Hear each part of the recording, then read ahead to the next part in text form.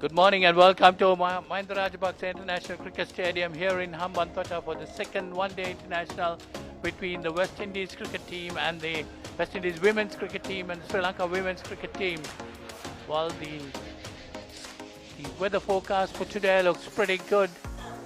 The bright sky and sunny weather.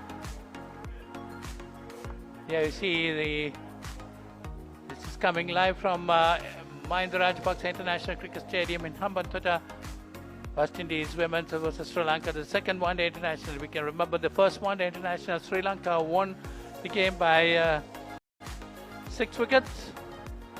You see the weather forecast today: temperature 31 Celsius centigrade, humidity at 70%, and the wind speed at 21 kilometers per hour.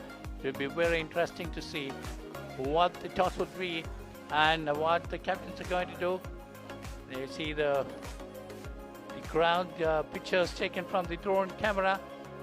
Mahinda Rajapaksa International Cricket Stadium. As you say, good morning to Ricky Sims, who joined me in the box. Good morning. In Paulinus, good morning to all our viewers joining us on Channel I and as well as the Sri Lanka Cricket YouTube channel from wherever you are watching this game. A warm welcome to the second women's ODI international between Sri Lanka and West Indies. I'm sure it's going to be once again an interesting game, and West Indies one down in the series will be looking for a comeback. This is Sudhandika Kumari, who picked up 3 wickets in that first game, bowled brilliantly. She was outstanding with a left arm orthodox and picked up a crucial wickets. Sri Lankan fielding was superb as well in that game, and 3 for 29 to Sudhandika Kumari Disanaika, who had a very impressive spell. She was the pick of the bowlers and was outstanding to keep the West Indian batting in check. And this is Harshika Samaravikrama. She made a superb 44 not out of just 53 deliveries. The young left-hander batting at number 3, crucial position.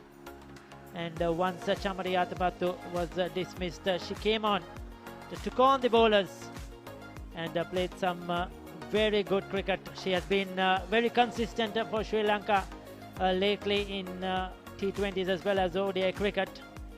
And she's a prospect that has come a long way. And of course, we are going to hear a lot of Harshika Samaravikrama in the years to come. This is the scorecard. Sri Lanka winning the toss, electing to field first, bowled out West Indies. 195 in 47.1 overs.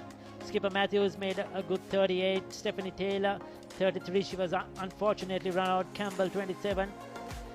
And Sudhandika Kumari, there you go, 3 for 29. Kavisha Dillard 3 for 41. Kulasuri and Adabatu chipped in with a wicket each. And 194 in just 34.1 overs. 15 overs plus to spare. Samaravikrama 44 not out, taking Sri Lanka to victory. Hasini Pereira batted well for 43. The sun is baking down. They were here earlier at the grounds, both the teams, and going through their regular drills before the start of play. Yes, definitely. You see the pictures of the girls taking their drills, doing their drills and warm-ups. Well, it will be interesting game. Sri Lanka definitely might be wanting to get into the lead in the series by winning this game by 2 games. But the West Indies, on the other hand, will be wanting to come back and try to level the series. It will be interesting to see what the outcome of the game will be today. But be available today. Yes, we are not still got any decision on that, but I think she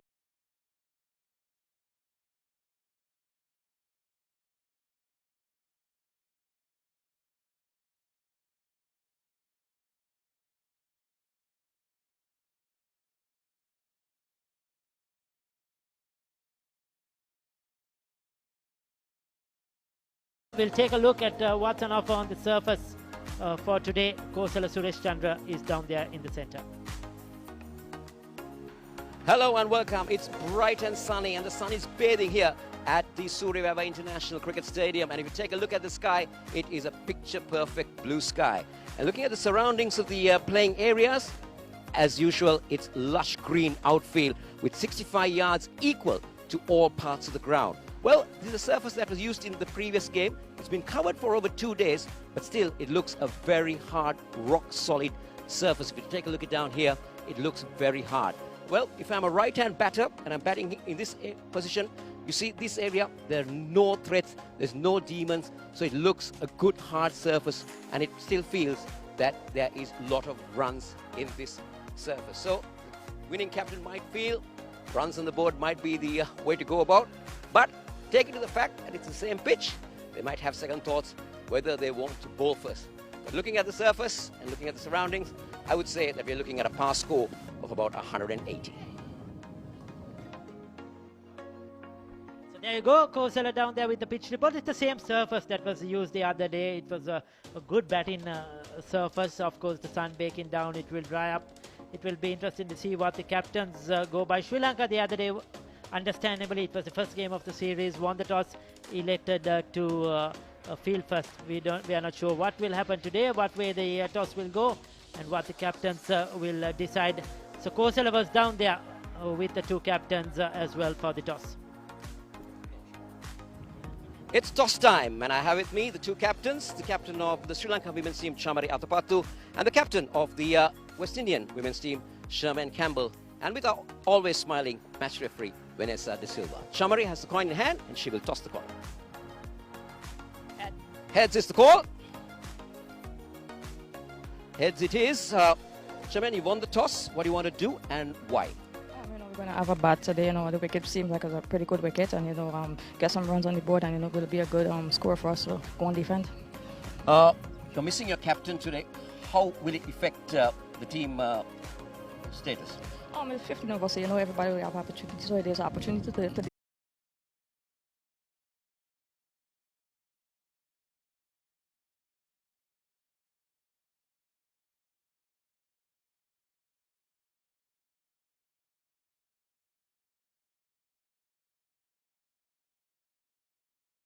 Sansala back in the side for Inoka. All the very best to you. Thank you. So the story from the centre is that the Caribbean women's team captain have won the toss, and they will bat first. So there you go, the two captains. We had Sherman Campbell, captain in West Indies today. She's the designated vice captain. Unfortunately, the on-field umpires. And as they come out as well for this second women's ODI between Sri Lanka and West Indies. 3-match series. Today our umpires walking out is Mr. Lyndon Hannibal, a very senior umpire for Sri Lanka cricket, and Lauren Eggenberg from South Africa, the youngest and the first female umpire from South Africa. Chatting to her earlier on today, she says yes, she's enjoyed the tour so far, but not the weather. And she's been happy to be a bit indoors in the last 2 days, have gone around with the umpires, looking at the surroundings, gone on some wildlife tours to the Udawalawe National Park during the two holidays in between the break, and enjoying the Sri Lankan culture, the Sri Lankan hospitality. And certainly she's happy to be here. Deduna De Silva is the reserve umpire today, and umpire Ruchira Palyaguruge. He's the TV umpire, ICC umpire Ruchira Palyaguruge, very senior, and it's good to see them in charge. And match referee Vanessa De Silva, former Sri Lankan women's captain, and now doing a lot of work, giving back to the game as ICC match referee as well. So everything is ready as the two West Indies batters walk out to bat. Numbers 72 and 12. We have Rashada Williams and Shabika Gajnabi, the two batters who will open for today. Gajnabi taking over from Hayley Matthews. Those are big boots, huge boots to fill for Gajnabi, but she will be up for the challenge, trying to make an impression, trying to make a name for herself as well. Kulasurya with the new ball, Paulinus, she was very good the other day, and Chini Kulasurya, as always with a big smile, will be raring to go. Yes, definitely Gajnabi will have to, who's come in to fill the boots of Hayley Matthews. A lot of experience of Hayley Matthews will be definitely missed by the West Indian team. definitely they'll be out for their task of trying to level the series here, trying to get a win today. And Achini Kulasurya is going to open the attack for the Sri Lankans. She did it on the previous game too. There's Rashida Williams batting at number 1. So she will be opening the next day. The statistics of hers: 33 matches, 457 runs, 78 not out being the highest, average of 16.32, a strike rate of 67.13, and with 250s.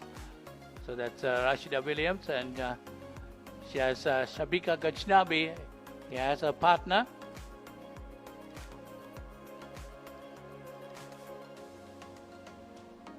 So Shabika Gajnabi statistics: 18 matches, 96 runs, 22 with the highest score, average of 7.38, strike rate of 45.07. I'm sure Rikishi wanted to do much better than this.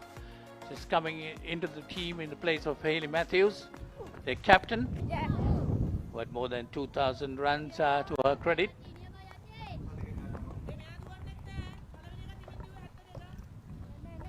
Yes, Gajnabi and Williams will be looking to improve on that average after playing 30 odd games, just 400 odd runs.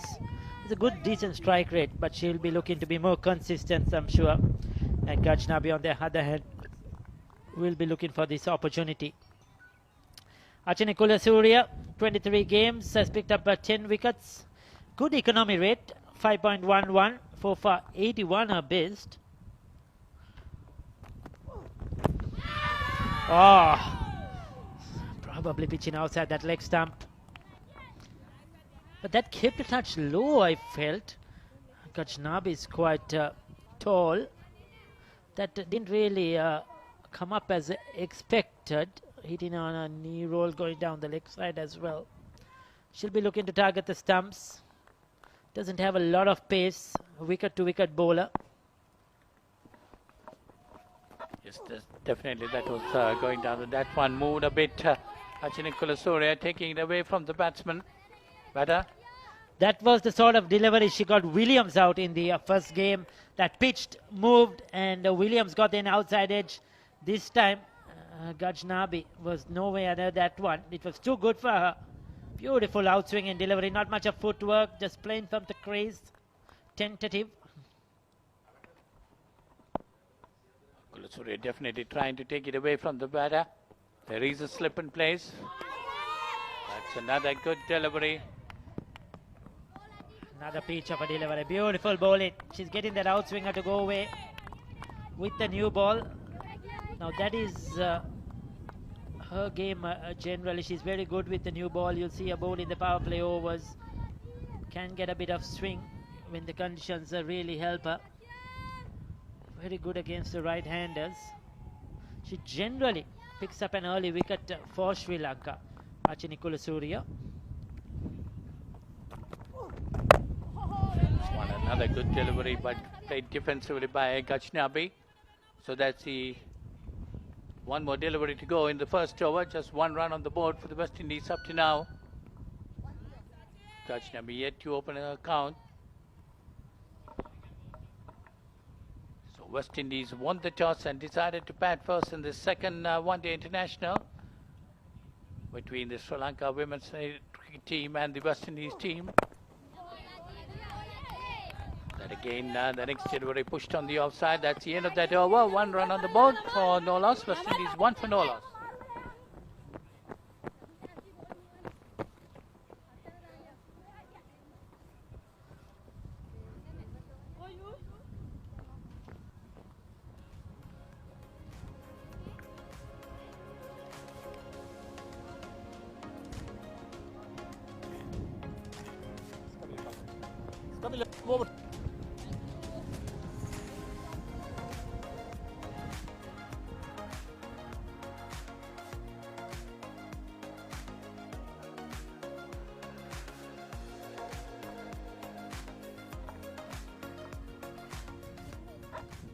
Definitely the West Indies will be wanting to put up a good score after winning the toss and deciding to bat first. They will want to have around at least more than 220 on the board to put the Sri Lankans in some kind of trouble. Sudeshika Prabodhani to open the attack.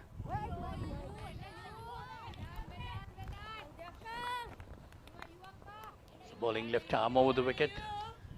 So, Udeshika Prabodhani has toiled over the years. I mean, she has given everything for Sri Lanka women's cricket over the years. A hard worker on and off the field. You know, just sticks to her disciplines. She doesn't have a lot of pace, you know. Tries to bowl stump to stump, bowls those cutters, and try to deceive the players with the variations.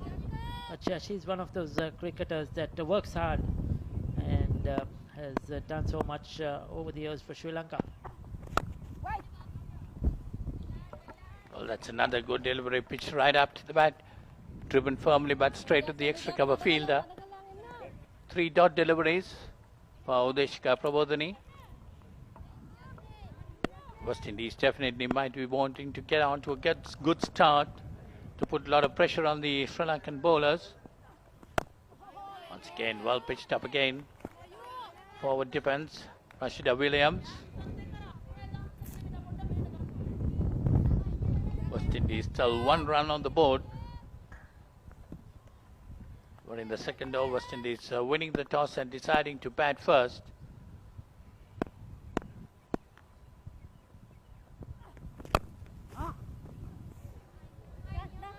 Another dot delivery by Udeshika Prabodhani.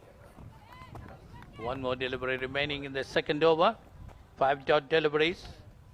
Sri Lankan bowlers have been right on the mark up to now. This is her role, just to keep one end tight, to block up one end, and then frustrate the batters, where wickets will come at the other end. She's been doing that over the years quite brilliantly. Through that slip cordon, neither the wicket keeper nor the slip fielder could field cleanly. So just a single though. Excellent ball in 2 overs completed, 2 without loss.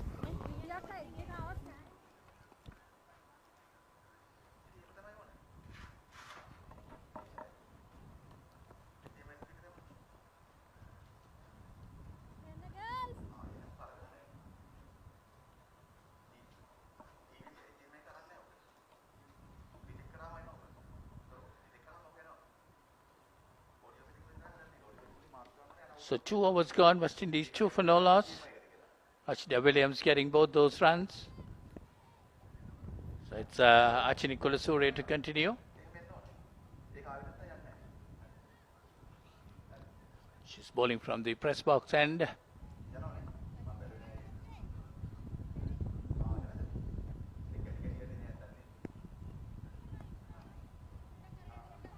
We see the field, there is the onside field, there is a fine leg right down on the boundary, a mid-wicket, a mid-on.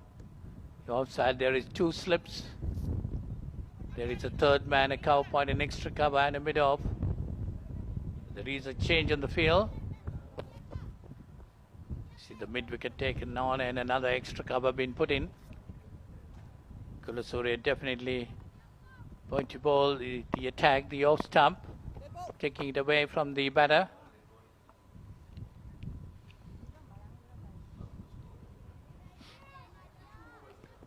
There you see the first over of Achini Kulasure.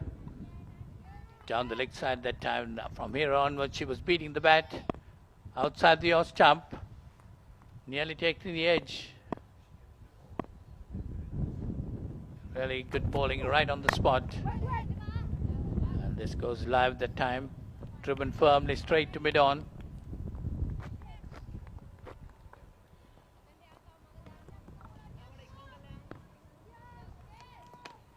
The Sri Lankans are deciding to attack a bit more.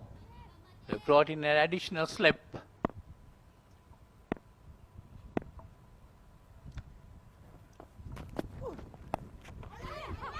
Did it carry? Yes, that's the first wicket to fall. But we'll have to wait and see whether it carried to the slip fielder. But she was quite confident. It was very low. Kulasure once again getting the outside edge. Williams this time trying to run it down towards third man. Got that outside edge. Appeal for a catch. We'll have to wait and see. It's gone to the third umpire. Side on for the no ball, please. Okay.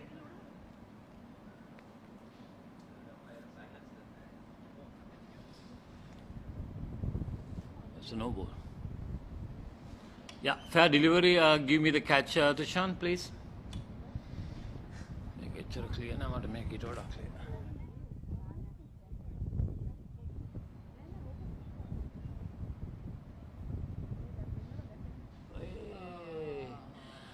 Have you got anything else, or just zoom that up, please?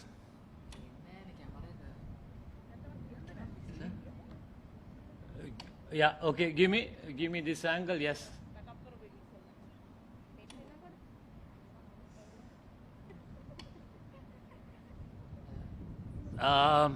No, that's not good enough. Yeah, this is much better, Kushan. Just keep rolling. No, take it back. Just take it back a bit. Yeah, ball clearly bounced in between hands. The fingers are pointing towards the ground. I made my decision. Decision for the big screen is not out.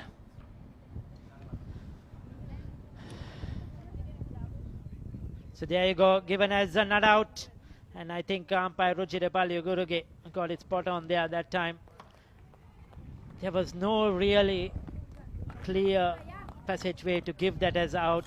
And the fingers seemed to be pointing towards the ground and not under the ball when the ball hit her hands. So that's very difficult to see if your fingers was under the ball to Chamari Athapattu. My initial reaction as well, I thought that did not carry, and I think very lucky though there, Williams, to survive that one. Kulasuriya once again creating those problems for the West Indies openers with a bit of late swing. Now this is good thinking. Paulinus, Chamari Athapattu has come up in the slip cordon. You could see she's well in front of the first slipper fielder. That's because Kulasuriya doesn't have a lot of pace, and the wicket seems a bit slow as well, not really offering a lot of pace or carry. So that's the right decision. It's definitely tricky. It didn't carry to Chamari Athapattu, but Chamari Athapattu collected it very cleanly. But unfortunately didn't carry. There could be a run out chance there. A direct hit. That could be quite close. Again, definitely it's going to the third umpire. Now that looks close. I think this is a goner. We'll have to wait and see. Side on angle, please. But I think out. Pending. Yeah. Thank you. I made my decision. My decision is out for the big screen. Out. he's out by a long way. That was an easy one for the third umpire. She has to depart. Williams. Is it Gajnabi? Is the batter out? Unfortunately, run out. The throw, I think, she didn't expect, I think, the fielder to go to the striker's end. She thought that the fielder will throw at the non-striker's end. She was caught unawares.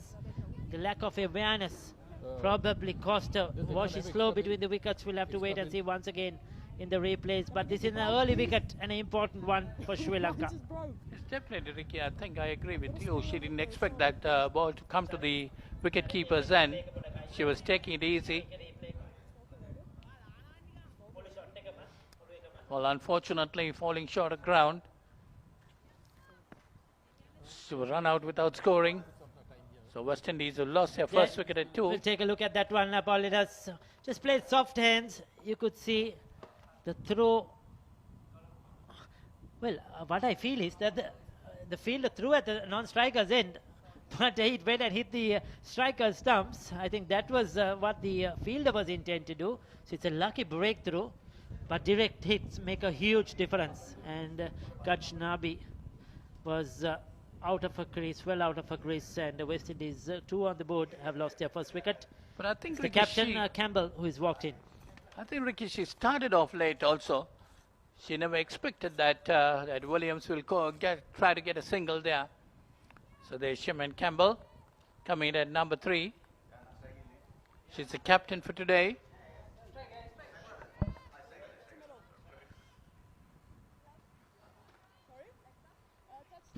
Shaman Campbell Average 19, strike rate only 55, 100 though, 450s.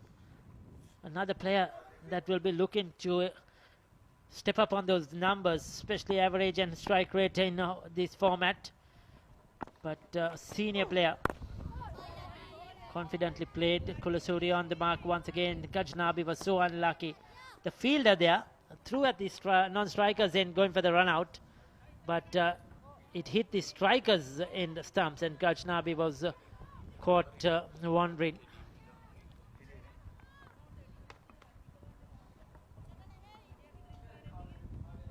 So West Indies lost their first wicket of a run-out dismissal of Gajnabi, 2 for 1.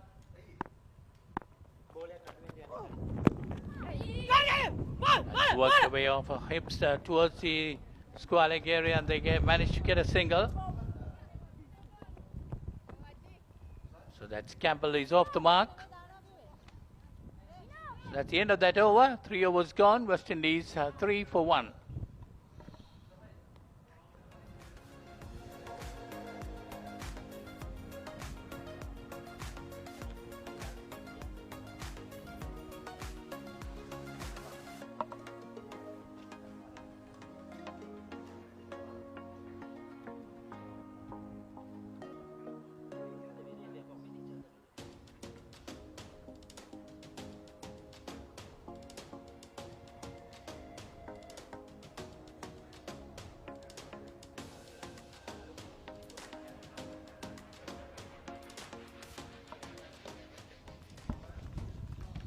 So a lot of repair work to do for the skipper, Shamin Campbell. She was batting well in the first game too, got a start. And could not capitalize. Shamin Campbell got to 27 in that game, had a good partnership with Hayley Matthews. With Matthews not in this game, it is a lot of work to be done for her. Prabodhini will continue. Yes, Vicky, these two batters got to put up a good partnership if they want to build on a good score. That's a good bit of bowling again by Udeshika Prabodhini. Left arm bowling over the wicket to the right-handed batter. There is a slip. There is a fine third man, cover point extra cover, wide extra cover and a mid-off. That's the offside field. And on the onside you get a mid-on and a mid-wicket, short mid-wicket and a fine leg right on the boundary. So Sri Lanka's definitely attacking the offside. So Anushka Sanjeevani, the wicket keeper, is up to the stumps. To Prabodhini. So keeping the batter thinking. This is good tactics, good stuff. Prabodhini doesn't have a lot of pace. The wicket keeper ensuring that the batters don't leave their crease, do not run down the track. The supporters out there, few supporters enjoying the game. They have come out to support their teams.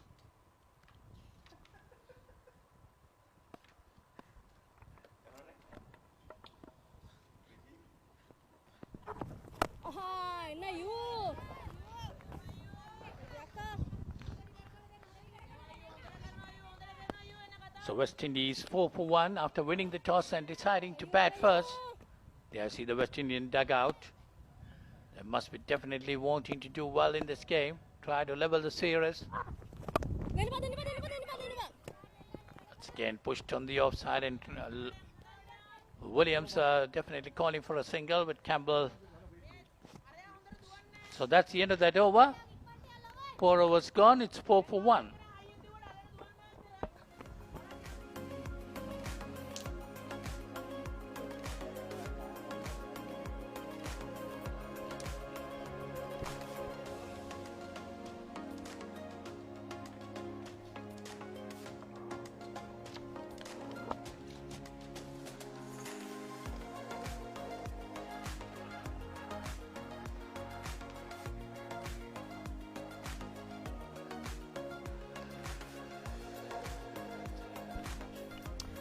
So forwards 4 for 1, 2 slips. Achari Kulasurya is bowling well. They get a couple of runs here. Good wrist work from Campbell. Just nudging it onto the onside.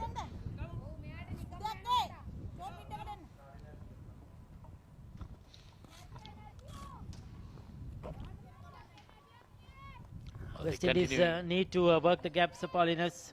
It's very important they give maximum use of this power play.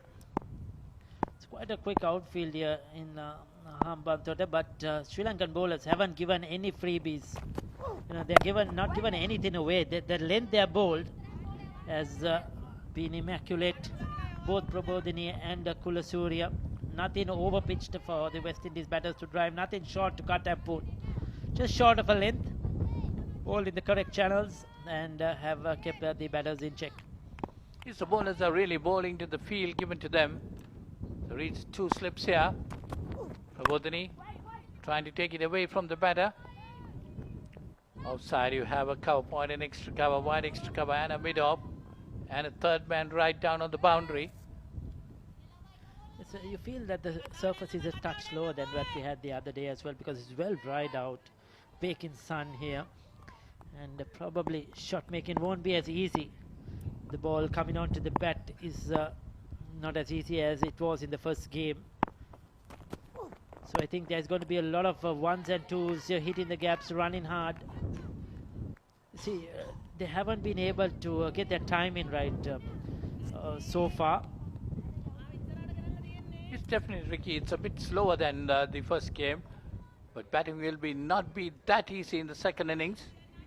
But that's what he said on the first game too. But the Sri Lankans batters really made it very easy for them.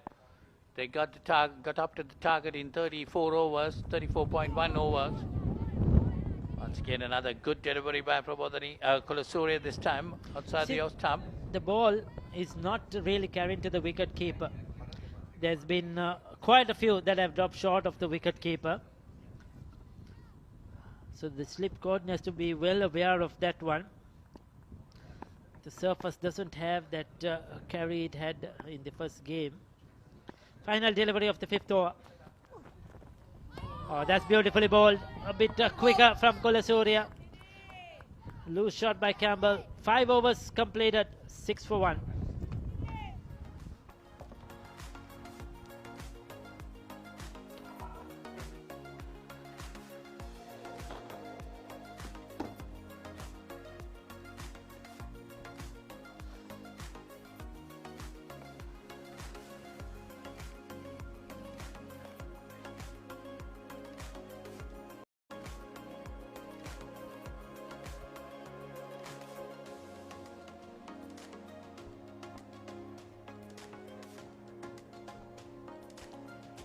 Another beautiful day here at Surya Veva. Not the sort of start West Indies would have hoped for, having won the toss. Sri Lankan bowlers Prabodhini and Kulasurya done a fantastic job. 6 for the loss of 1 wicket. As I welcome Kosalak Suresh Chandra on commentary. Very good morning. Morning, Dhammika. Yes, it's been a very good start from the Sri Lankan women. They bowled in good areas. They're not trying to do anything extraordinary. They just kept it pretty simple, kept it very straight. And 5 over, we're into the 6th over. And we're not even conceded over 1 run per over. This is fantastic in the point of what the Sri Lankan women have done. Nicely glide that one towards third man region for another single. Sri Lanka making things tougher for West Indies batters. 2 openers had a tough time. Close call for a catch in the slips, and beautiful piece of fielding at mid-off region, picking up the wicket, and Prabodhini Kulasurya sticking to the task. Like I said, 1.27 the run rate. West Indies straight away under pressure. That one in line with the stump, straight to mid-on fielder for no run. Well, lot of pressure now on Campbell. She's leading the side here today in the absence of Hayley Matthews, the regular skipper. A lot of runs expected from him, plus the burden of the captaincy. There you go, more or less in line with the stumps and packed offside field, moving away towards the slip cordon. There's a slip. Chamari Atapattu waiting in anticipation. Sanjeevani standing up. Interesting call. Yeah, it's also the pace, isn't it? On the pace that Prabodhini is bowling. There again, round that corridor of uncertainty on the off stump. That will mark the end of the 6th. West Indies electing to bat are 7 for 1.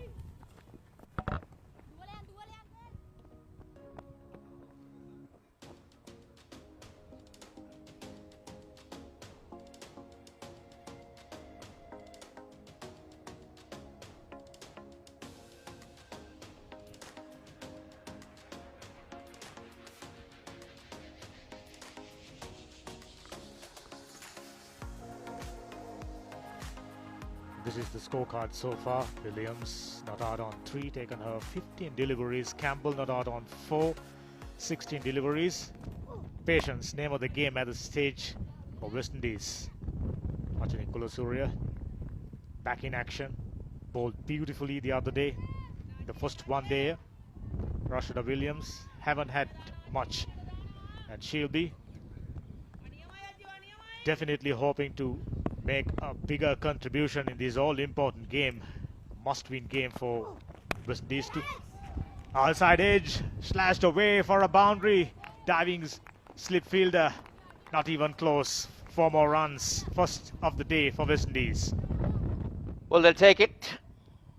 The West Indies ladies, that was just a fraction outside the off stump. Chamariata Patu was swinging herself around, but they say when you slash it hard, and that's results for you. There you go. Outside the off stump. We haven't seen in a while Achani Kulasurya straying outside the off stump.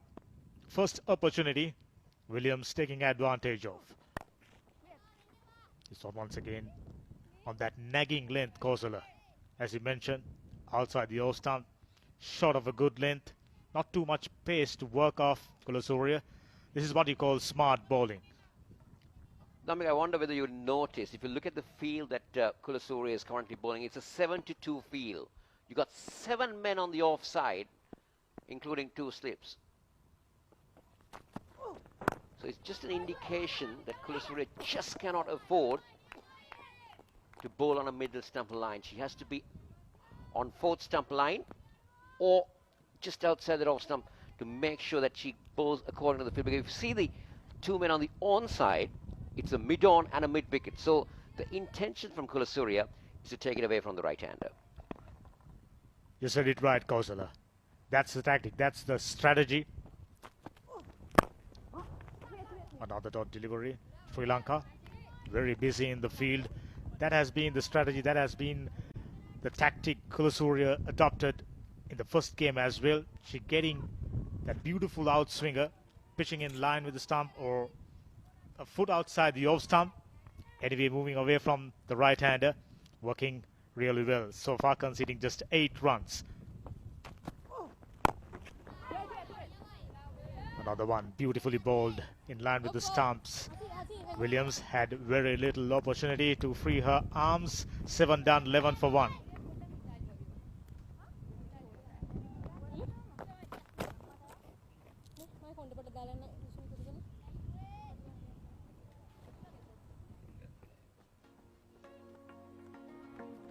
We saw the other day West Indies lost an early wicket. After that, skipper Ellie Matthews together with Campbell built a 60+ runs partnership, resurrected West Indies innings.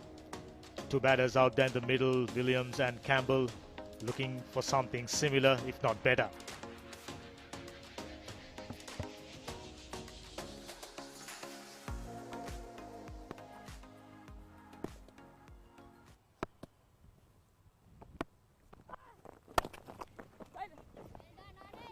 Here you can see Namika, the line that the Sri Lankan bowlers are bowling. It's an off-stump line. Even Prabodhini is trying to angle it across the right-hander. But she's got 3 men on the onside. If you take a look at this again. So it's inviting the batters to go for that horizontal bat strokes. And with the keeper standing in, I would say first slip might come into play very soon. There's very much a possibility. Hasini Pereira eagerly anticipating Prabodhini, not making any mistakes so far, only conceding 4 runs. This is beautiful bowling. There you go once again in line with the stumps. That slight movement towards the slip fielder could be enough to find the edge. Williams finding it tough to work the ball away for singles. 12 for 1. Pressure is building up for West Indies batters. This time once again only 2 fielders inside the circle down the leg side, finding one of them.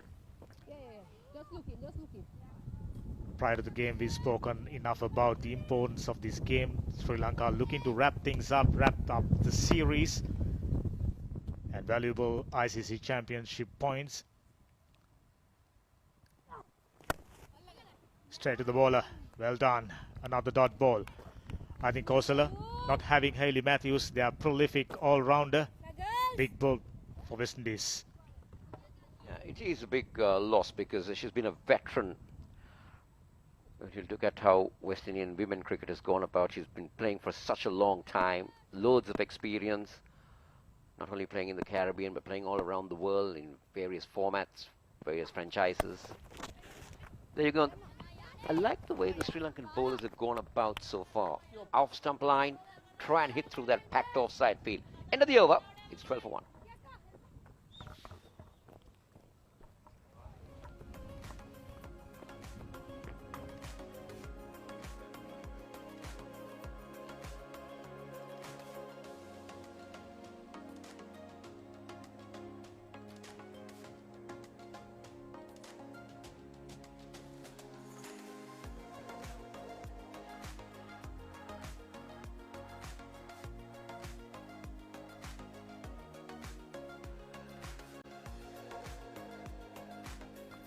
I really like the way Sri Lankans executing their plan, their intent.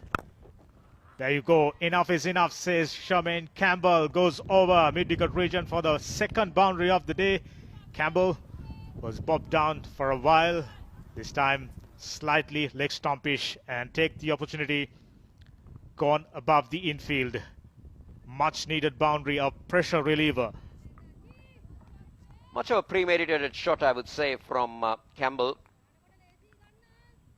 She was trying to hit it across, and she also saw that Prabodhini was rolling her fingers on that one. So it was a much slower release, and Campbell had all the time in the world to pick her spot. Sorry, the Kulasurya.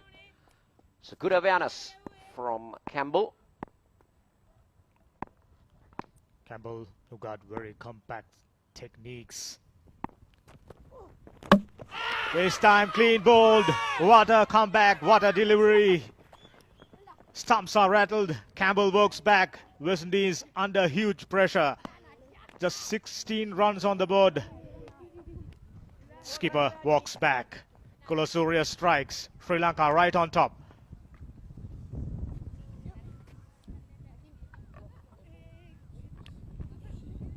There you go. Good Yorker. And the difference that Kulasurya did on this occasion, that was a gun barrel straight delivery. Because she was taking it away from the right-hander all this time, and he just fires one in straight. So Sherman Campbell departs for 9, Bol Kulasurya, it's 16 for 2.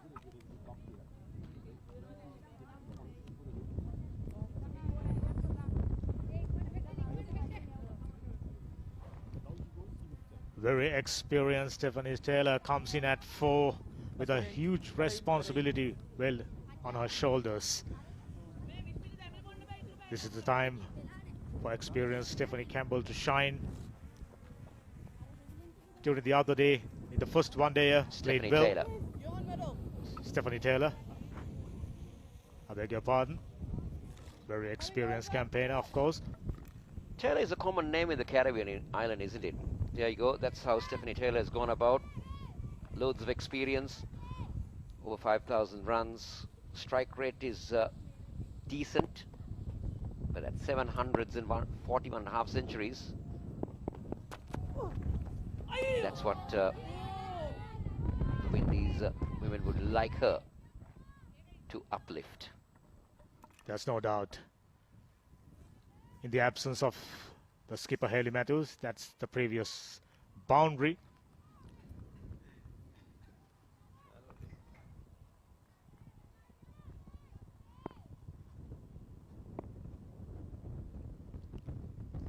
During the first game, Taylor ran out of partners, played a very subdued knock, still managing to score 30 plus, but her dismissal that led the downfall of West Indies and all out inside 200 runs paved the way for Sri Lankans to win that game very comprehensively. Sri Lanka fancy their chances today. Minus Haley Matthews, Taylor's responsibilities increases.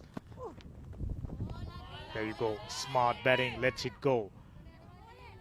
Gunaratne, nice rhythm. So far done everything right, apart from bowling that delivery slightly leg stumpish, which conceded a boundary. Well, she's into his 5th over. Interesting to see whether Atapathu will want her to go for one more over, or is she done with this first spell? Perfect. Straight in line with the stump. Another dot ball to complete the 9th. 16 for 2.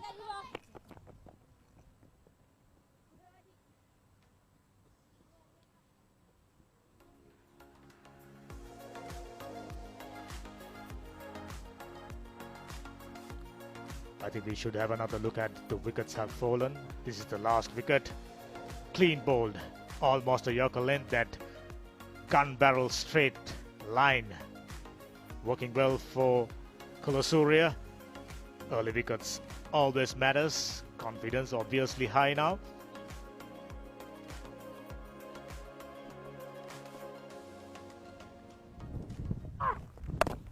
Prabodhini once again outside the off stump.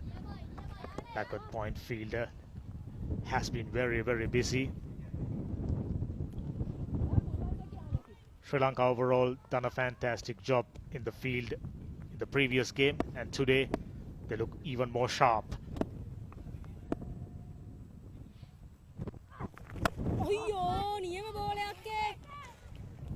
I like what Prabodhini is doing. She's not express pace, but she's just keeping it in the right areas.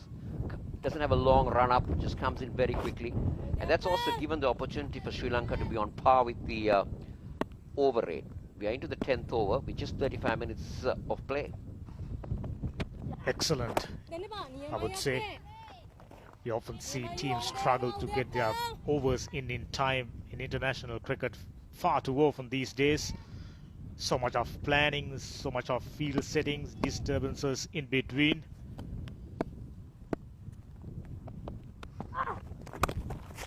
Oh, this is fantastic bowling. Like I said, backward point fielder, very busy area for Sri Lankans today. Williams on 7, taken her 30 deliveries, understandably cautious. West Indies just cannot afford to lose another wicket at this stage. These are beautiful pictures coming to you live on Channel I, the leader in sport in Sri Lanka. Another dot ball. So far, fantastic over Prabodhini. Someone who knows her limitations, strengths and weaknesses, and sticking to good lines and lengths, always pleasing to see. 5 dot balls. Can Prabodhini finish off the last of the power play overs with a maiden? No, she will concede a single, but they wouldn't mind that, the Sri Lankan ladies. It's 17 for 2. 10 overs done and dusted.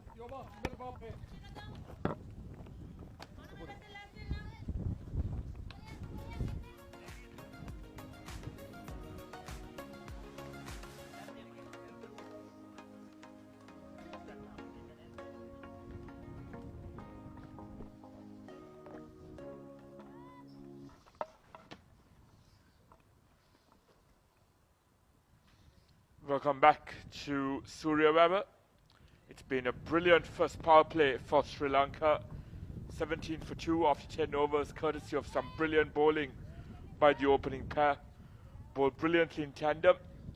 As I say, good morning once again to Ricky. It's good morning, Viren. Once again, a morning to all our viewers who is watching this game from their homes or wherever you are on Sri Lanka Cricket YouTube channel.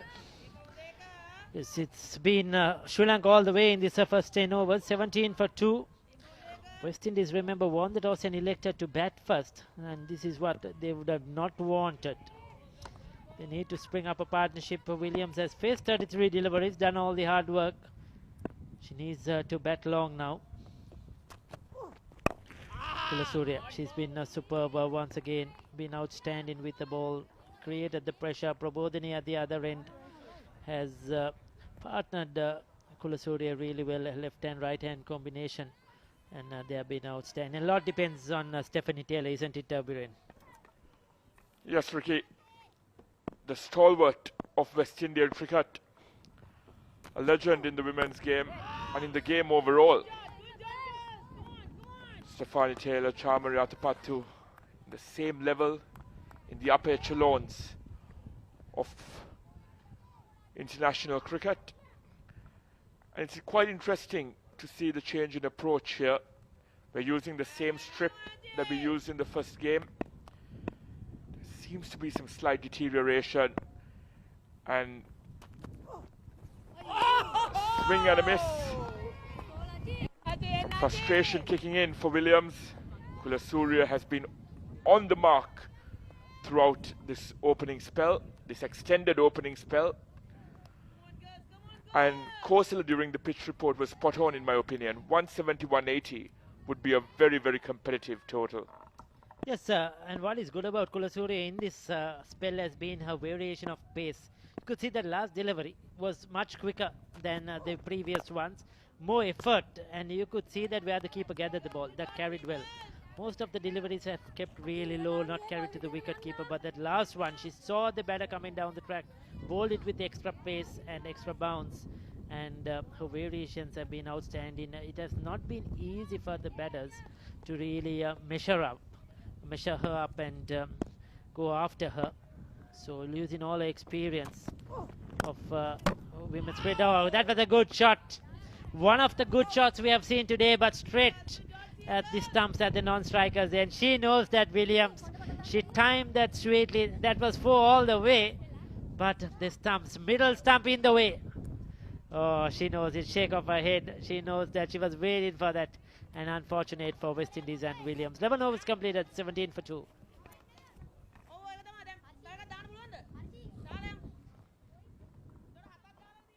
Well said, Ricky. You need the luck of the draw going your way at times.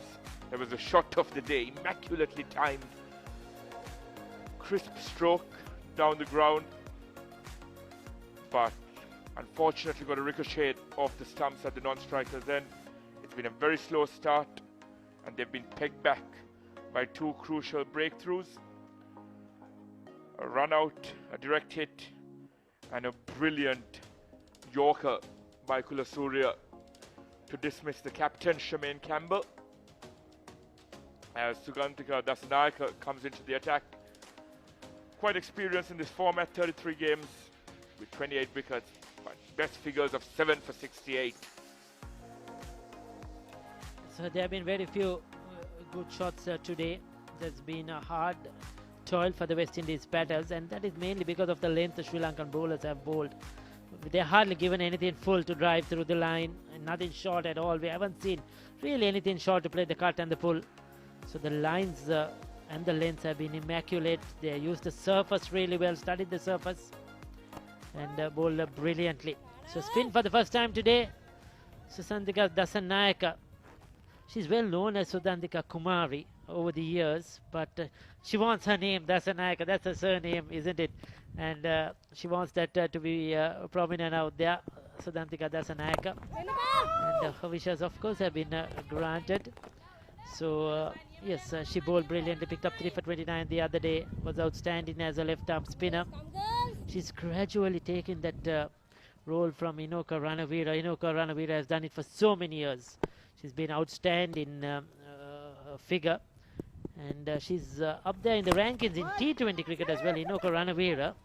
But I feel in the longer format, in the 50-over format, that Sugandhika Kumari Dasanayake has gradually grown into that role really well. Very well said, Ricky. Inoka Ranavira, a proud ambassador of the game in Sri Lanka. Missing out today, had a subpar performance in that first game, which may have prompted the the change. Slash outside the off stump. Quite fortunate to penetrate the gap on the offside.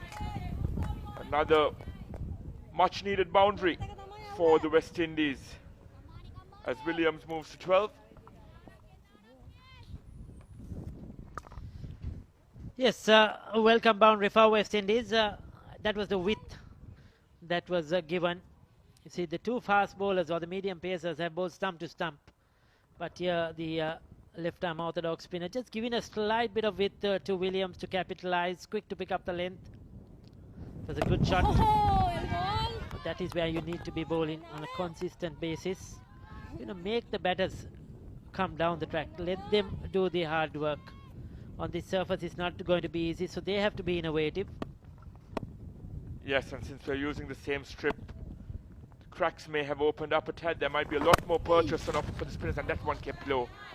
So there's something in it for the spinners, as we predicted. And at the end of the 12th, it's 22 for 2.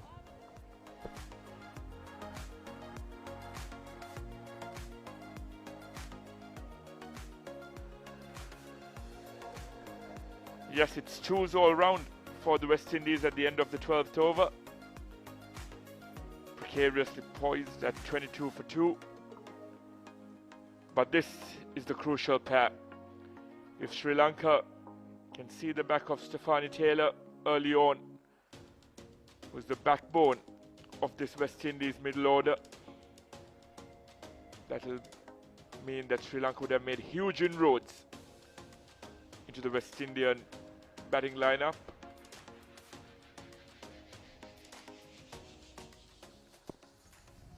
Ricky Sharma is using her trump card. Kulasuriya here once again keeping low. It's a bit of a sticky wicket.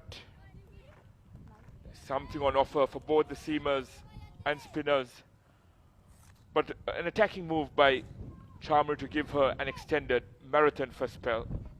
Yes, I think she knows that Kulasuriya is best with the new ball. When there's a bit of shine on it, she gets it to move around, uses the conditions really well. And I think that's a close one. And given. This is huge. This could be a big moment in this game. Stefanie Taylor has been adjudged LBW to Kulasuriya. Umpire Lauren Hagenberg took her time, raised her finger. Was that... oh, I think that's a good decision. That would have probably crashed into leg stump, isn't it? And she took her time, as you see. The bowler kept appealing. And she decided that Taylor is gone. Now this is huge. This is huge for Sri Lanka. Without Hayley Matthews, they needed Taylor to make a presence felt. But unfortunately, she's gone for 122 for 3.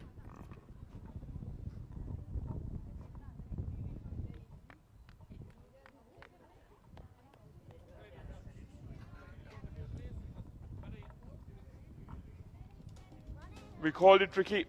We said that that was the crucial breakthrough, and that was a captaincy masterstroke by Chamari Atapattu. It's not often that you give your main trump card with the new ball a 7th over in the first spell. But Achini's been bowling brilliantly, and she gets the crucial dismissal as the new batter coming out, Shadeen Nation. Never really got going in that first game, but a very experienced campaigner for the West Indies. 893 runs in 6 innings. She'd like to improve on that average a tad, but there's no better opportunity for her. Yes, she has a lot to do. They need a partnership going here. You know, they need to just get those ones and the twos, craft up a partnership, take it 5 overs at a time. Again, full and straight. Achane Kulasuriya obliging, keeping the faith that the captain has had in her, and bowling a superb spell here. Generally, you see the Sri Lankan bowlers maybe bowl 2-3 overs, but into a 6th over, Kulasuriya has been good. Taylor looked a bit surprised. She would have thought probably that's missing the leg stump, but umpire Hagenberg thought that would crash into the leg stump. And I think it would go with the umpire's call on this one. But West Indies certainly in a spot of bother. A lot to do from here onwards. They need to get up to a decent score. They need a partnership. When you won the toss and opted to bat first, this is not where you'd like to see yourself. Losing 3 wickets in your first 13 overs. Some width on offer, and Shadi Nation capitalizes. Brilliant way to get off the mark.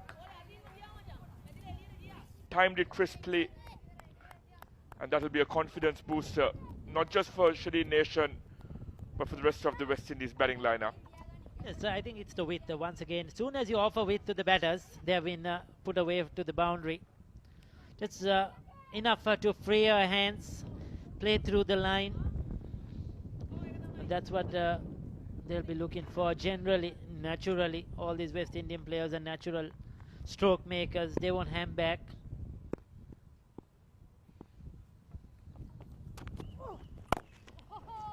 Looking fluent. Good start into innings for Nation. 13 completed, 26 for 3.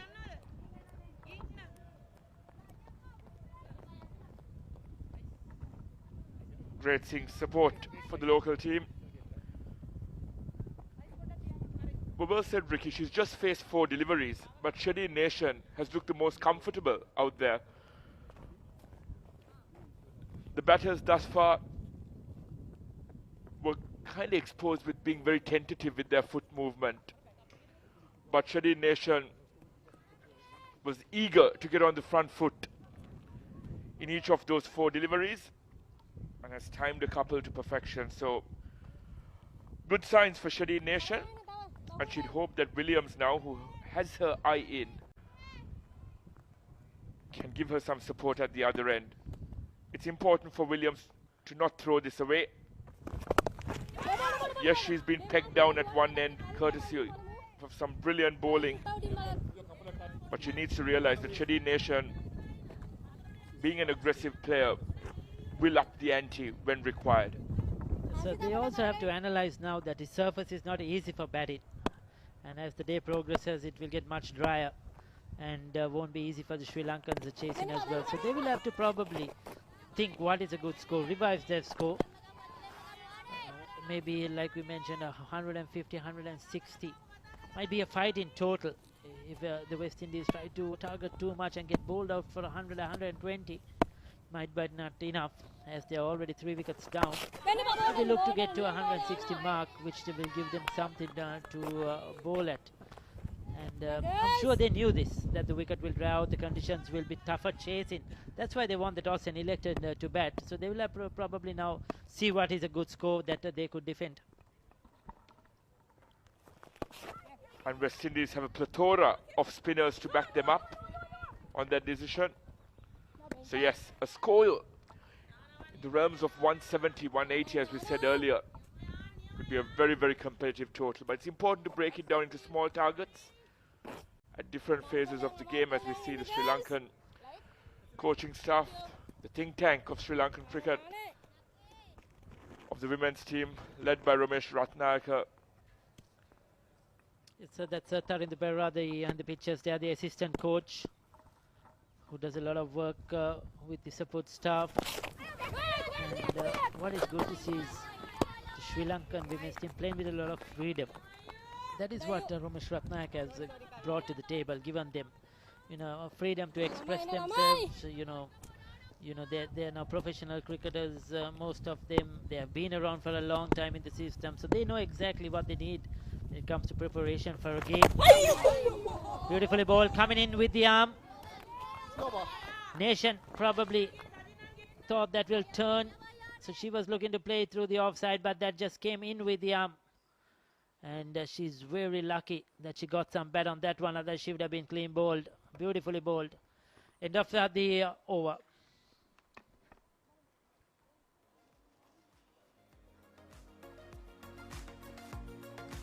That rushed on to Shadi Nation a tad. But yes, Ricky, Sri Lanka cricket, this women's team, are now a force to be reckoned with in the international circuit. We just need 4 wins in our next 5 games to guarantee automatic qualification for the World Cup next year in India. So it's important for Sri Lanka to get a positive outcome from this series, win the series and take some confidence with them through to their final series in Ireland. And so there's no margin for error for Sri Lanka. They need to be on the ball throughout. And for the West Indies, it's a slightly easier equation. 4 wins needed from their remaining 8 games, but they've got some very tough opposition ahead. So change of ball in the second spinner.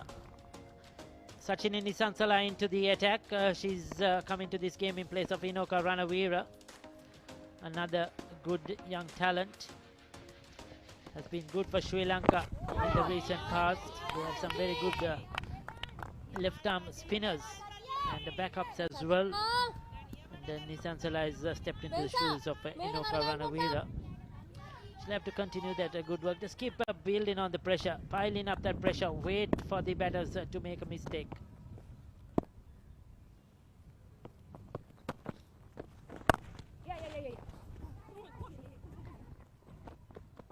It's a good looking shot, and that could be 4.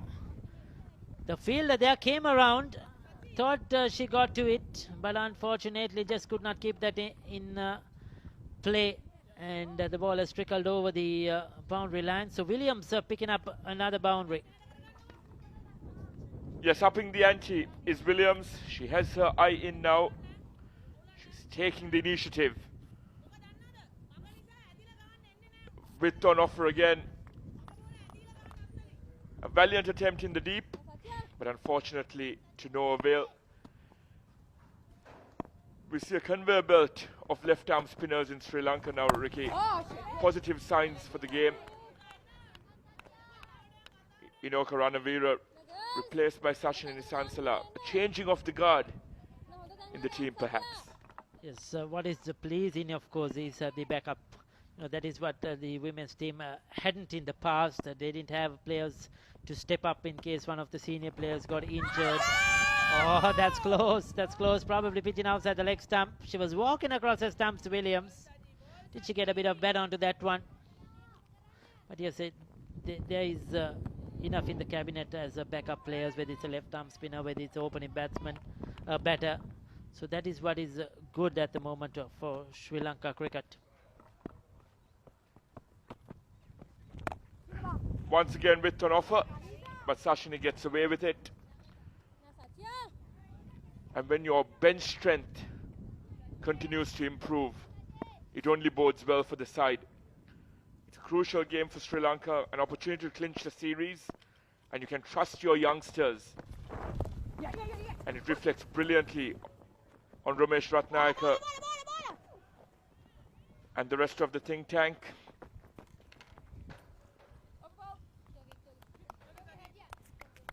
And as the pool of Sri Lankan cricketers expands, and when you're able to trust them in these high-pressure situations, it's always a positive. At the end of the 15th, it's a tale of 3s, 33 for 3.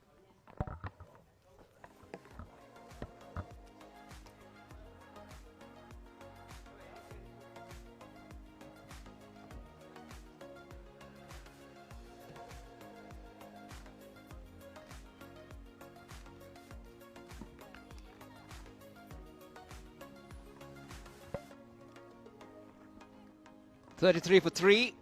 Looking at the batting cards so far, only Williams seem to be among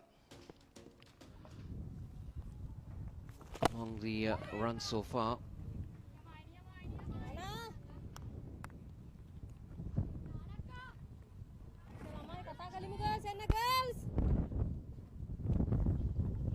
For 3. Sri Lanka definitely have done, the Sri Lankan bowlers have definitely put Sri Lanka on top. The West Indies really struggling here. 15 overs gone. Well, a good session, Kosala, for the Sri Lankan bowlers and the team overall. Yeah, it's been a wonderful effort on whoever has been bowling so far. Has been very good.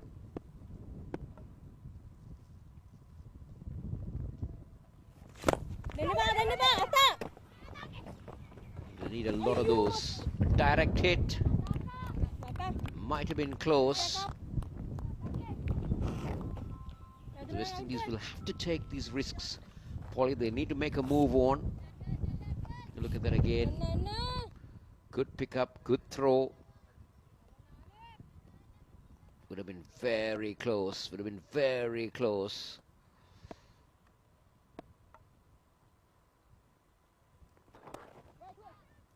Good again from Dasanayake. This is good stuff. Pressure building on. Williams. She's batted for 52 deliveries. Polly. Yes, definitely 52 deliveries for her 19 runs, but these two batters definitely got to put on a big partnership, not a small one, a big partnership to bring West Indies back into the game. But the Sri Lankan bowlers as well as the fielders have done a very good job up to now. 16th over in progress, still 34 runs on the board, 3 wickets down. Once again, that's the end of that over. 16 overs gone, it's 34 for 3.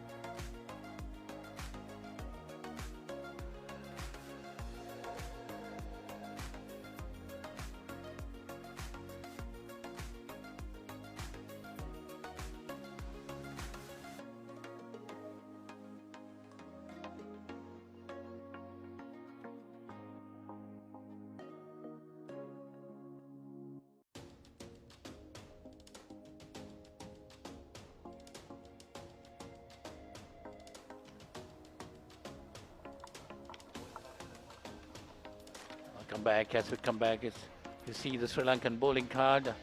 See, of course, how well the Sri Lankan bowlers have done. See the economy rates, 2.29 for Archini Kulasurya, got 2 for 16, and 1 run per over for Udishka Prabodhini. They've really done well, actually. Just 4 bowlers used for the 16 overs. They've done very good for Sri Lankan bowlers.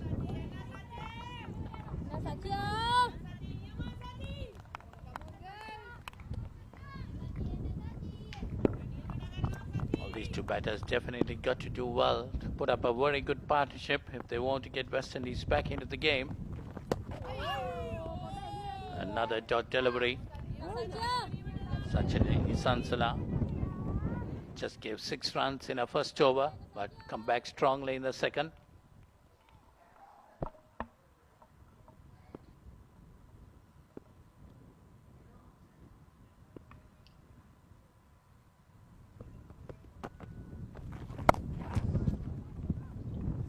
Finally, she gets it into that gap. Now, Polly, there's something I'm really wondering. If you look at the last 2 overs, 2 left-armers operating for Sri Lanka, it's been the cut shot that the Caribbean women have been trying to do. Is it the slowness of the pitch that it's not going to where they intend? Are they getting it late on the bat? Well, yes, you're right, Khosla. I think it's the slowness of the pitch because the ball is definitely not coming up to the bat. There you see hit over the top of the extra cover fielder. She drove that along the ground, but I thought the ball didn't come up to the bat. She mistimed it, but gets 4 runs there. Went over the extra cover fielder into the boundary. So runs coming either way.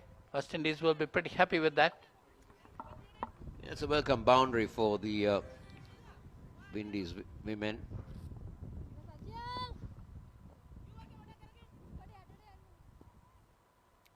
Williams on a lone battle out there at the moment. 23 of the 39. Nation giving her able support. Now 55 deliveries for Williams.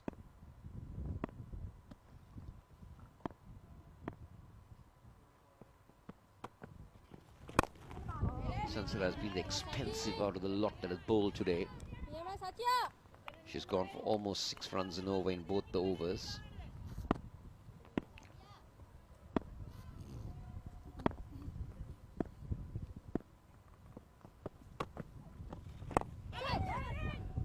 Again, looking for that expensive drive out the offside.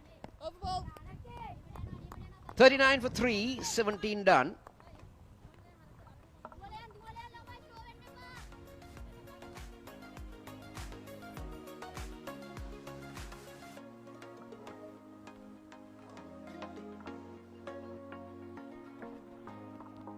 You see the buildings, West Indies slightly trying to pick it up.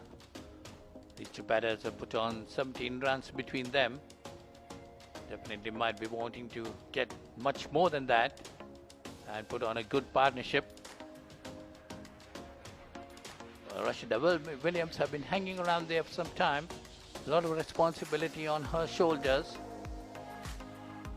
Now what does she do? What is her game plan? How long does she play this waiting game? These are things that will go through her mind at the moment. Dasanaka continues. Well, they'll come back for 2 with that. Slight misfeel.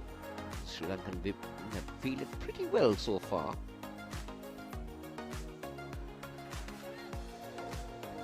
Again, Dasanaka gets very wide at the crease.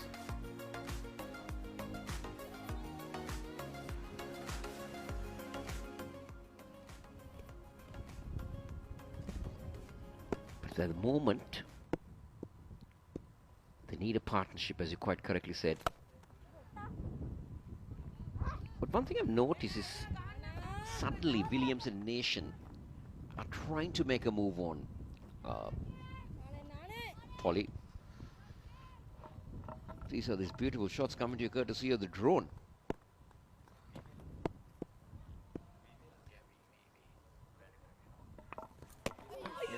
Definitely, Khosla. The Williams idea might be to hang around there as much as possible, bat the 50 overs, and the other batters to bat around her. Well, Nation now trying to build up a good partnership with her. These two have put on around 20-run partnership between them right now. 19 runs to be exact. Dasanaka, there you see 19 runs coming off 31 deliveries. A partnership between these two. Of course, they got to do much more than that. Not much of turn for Dasanaika. There you go. This is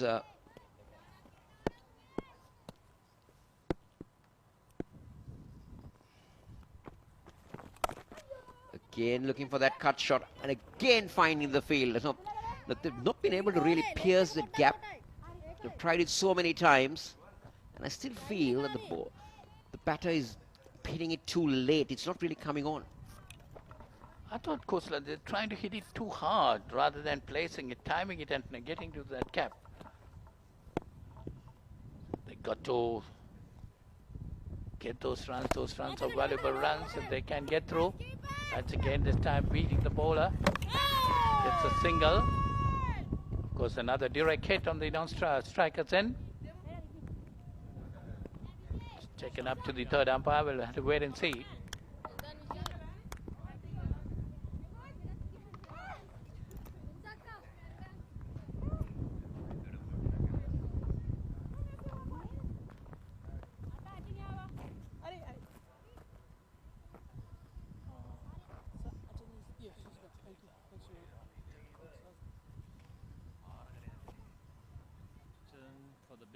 Not out. Easy decision for umpire Paliguru.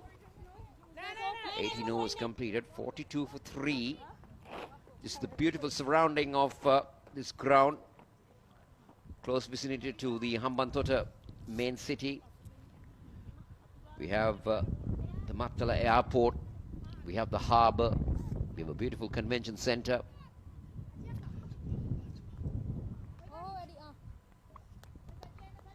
Polly is very interested about the Birds Park. It's exactly what happened the previous day too. Well, it's a nice place to go. Of course, it's definitely a lovely place to go. A lot of lovely birds there.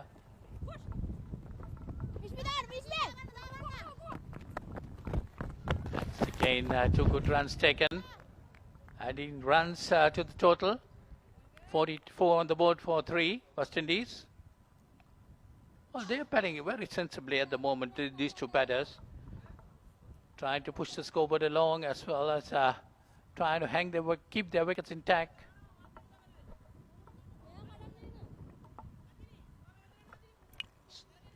Not easy. Not easy when you are 3 down for 20. You need to build on when the runs are not coming, the boundaries are not coming. Changing the field. Bringing an extra field on the offside. Just the 3 men on the on.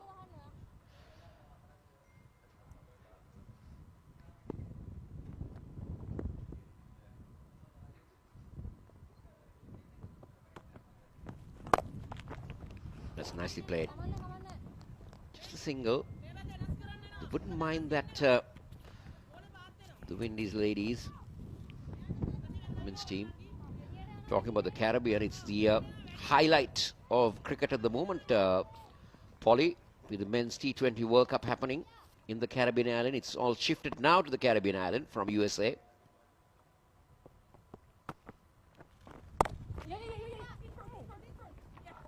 Yes, the Super 8 games coming all from the West Indies, different islands. It will be interesting to see what the outcomes will be. Here in Hambantota, the West Indies put on the back foot, while Sri Lankan ladies, they're 46 for 3 after 18 overs. Rashida Williams and Chedi Nation at the wickets. These two batters trying to build up a good partnership. To a certain extent, they have succeeded up to now, but they definitely have to do much better than this. They need to get a big partnership to bring the West Indies back into the game, because the 19th over in progress, just 46 runs on the board, run rate of just 2.46 at the moment.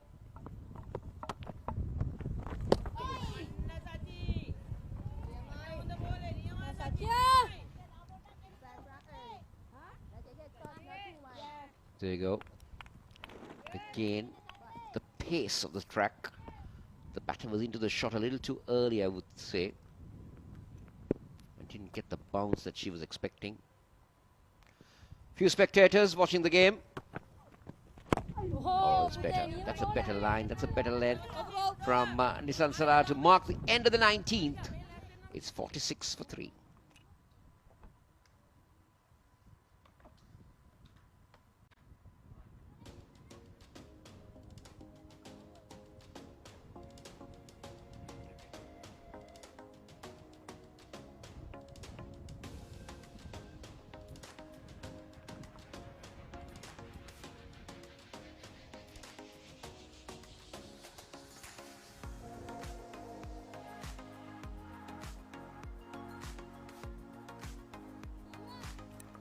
Four bowlers used so far by Chamariathapattu. The two fast bowlers were very impressive. Sansala has gone for 5 runs and over. Sanaki has been decent.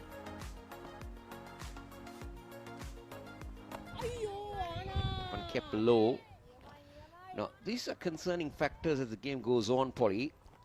If the Windies get to 150, 160, playing on the same surface, turning track with the sun bathing in from 8 a.m. in the morning, the wicket might intend to get opened up as it gets drier, and then that'll start to spin a bit. But do the Windies have the spinners to really capitalize on that? Those are little things that will go through their minds right now. Totally agree with you, Khosla. Definitely, if things go on like this, the wicket is definitely going to take a little bit of turn to the latter part of the game. And there you are. That was a very good nation ball. And that Williams has to go back. So West Indies losing their 4th wicket at 46. Rashida Williams, who was holding on up to now, falls, and the West Indian 4th wicket to go. There you see the replay of that. Went to drive it firmly, but hang on a bit. I thought the ball delivery hang on a bit. And also didn't turn as much as Williams would have expected. That ball almost went on with the arm. Williams departs for 24. Windies 46 for 4.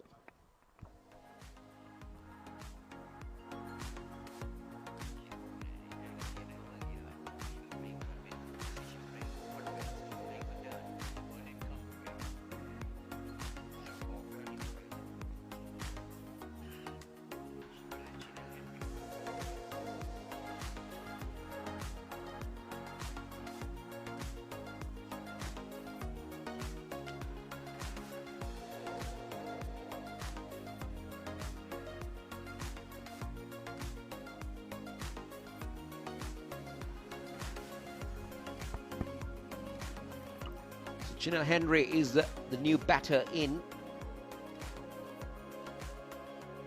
Interesting to see how her batting credentials show how capable she would be. There you go. 47 games to her credit. Just the 2 half-centuries, but that average doesn't look very good. Strike rate's decent. We'll want to improve on that best of 53 here today.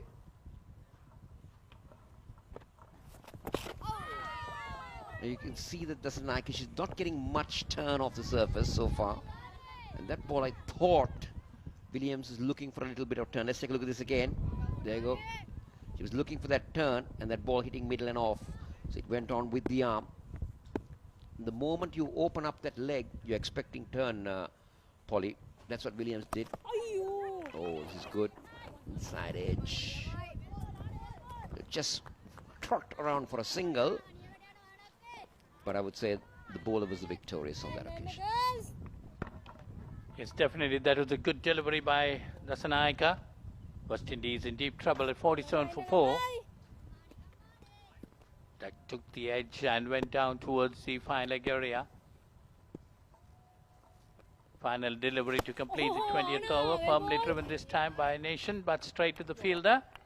So that's the end of that over. It's 47 for 4 West Indies after 20 overs.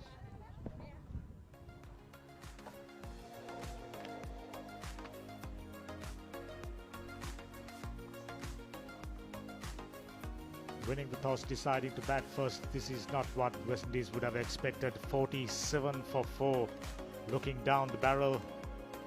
This is how you approach a must-win game. Sri Lanka did everything right. Bowlers spot on. two opening bowlers, very economical, picking up wickets, and they've been very efficient in the field. As you're looking at beautiful pictures coming to you on Channel I. There's a bowling change. Dilhari comes in. Grain once again joins me. Welcome. Thanks, Damika. Yes, immaculate said. Brilliant first 20 overs for Sri Lanka.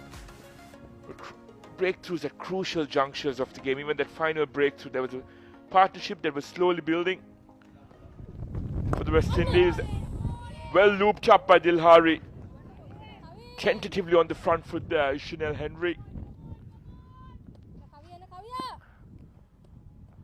Kavisha Dilhari was prolific in that first game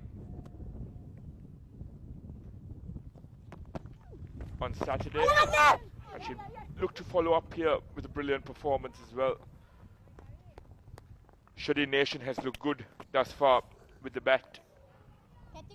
Has seemed very confident in terms of her poise and foot movement.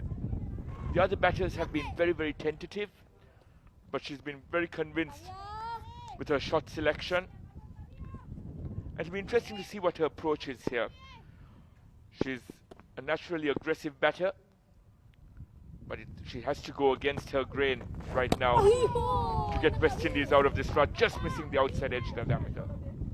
Beautiful ball. We saw Dilhari works that one really nice to get 3 wickets. Just a moment ago we saw the figures for Kavisha Dilhari, and that 3 for 42 came in the previous game. Means she's in very good bowling form once again, missing the outside edge. This is beautiful bowling. Sri Lanka, like I said, been very efficient in the field. They had a plan. They haven't deviated an inch. They've executed their plans brilliantly, as you said. Shadi Nation cannot get a read of Dilhari just yet. Once again flighted, taking the outside edge. And when you induce the false stroke, you're duly rewarded.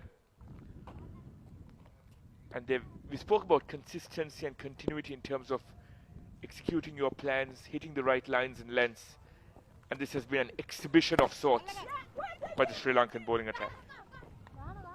Another excellent over to start off the bowling for Dilhari. So after 21, Sri Lanka looking strong, 48 for 4.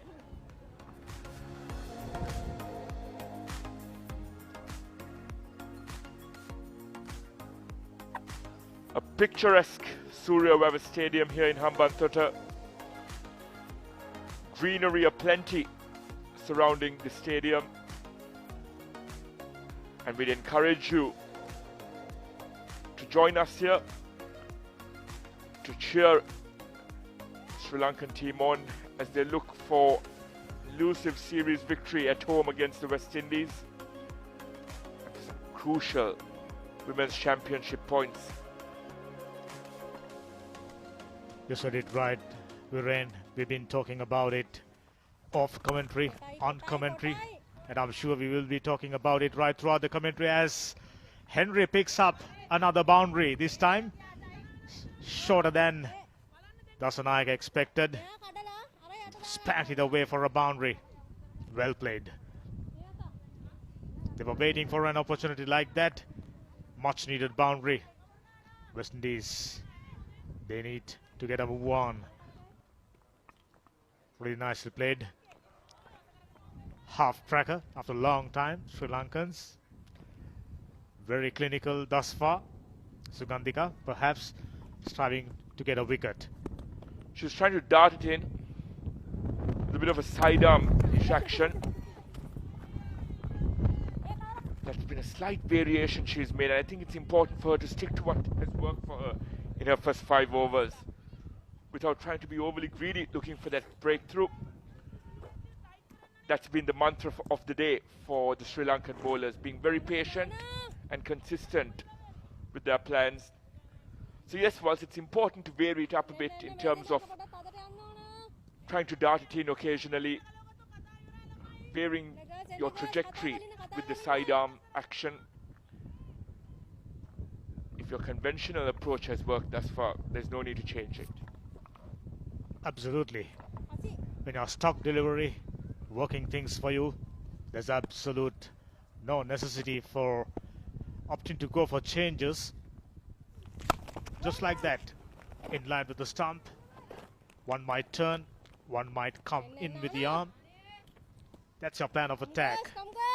That's how the field was placed by the skipper. Very good to see supporters coming in.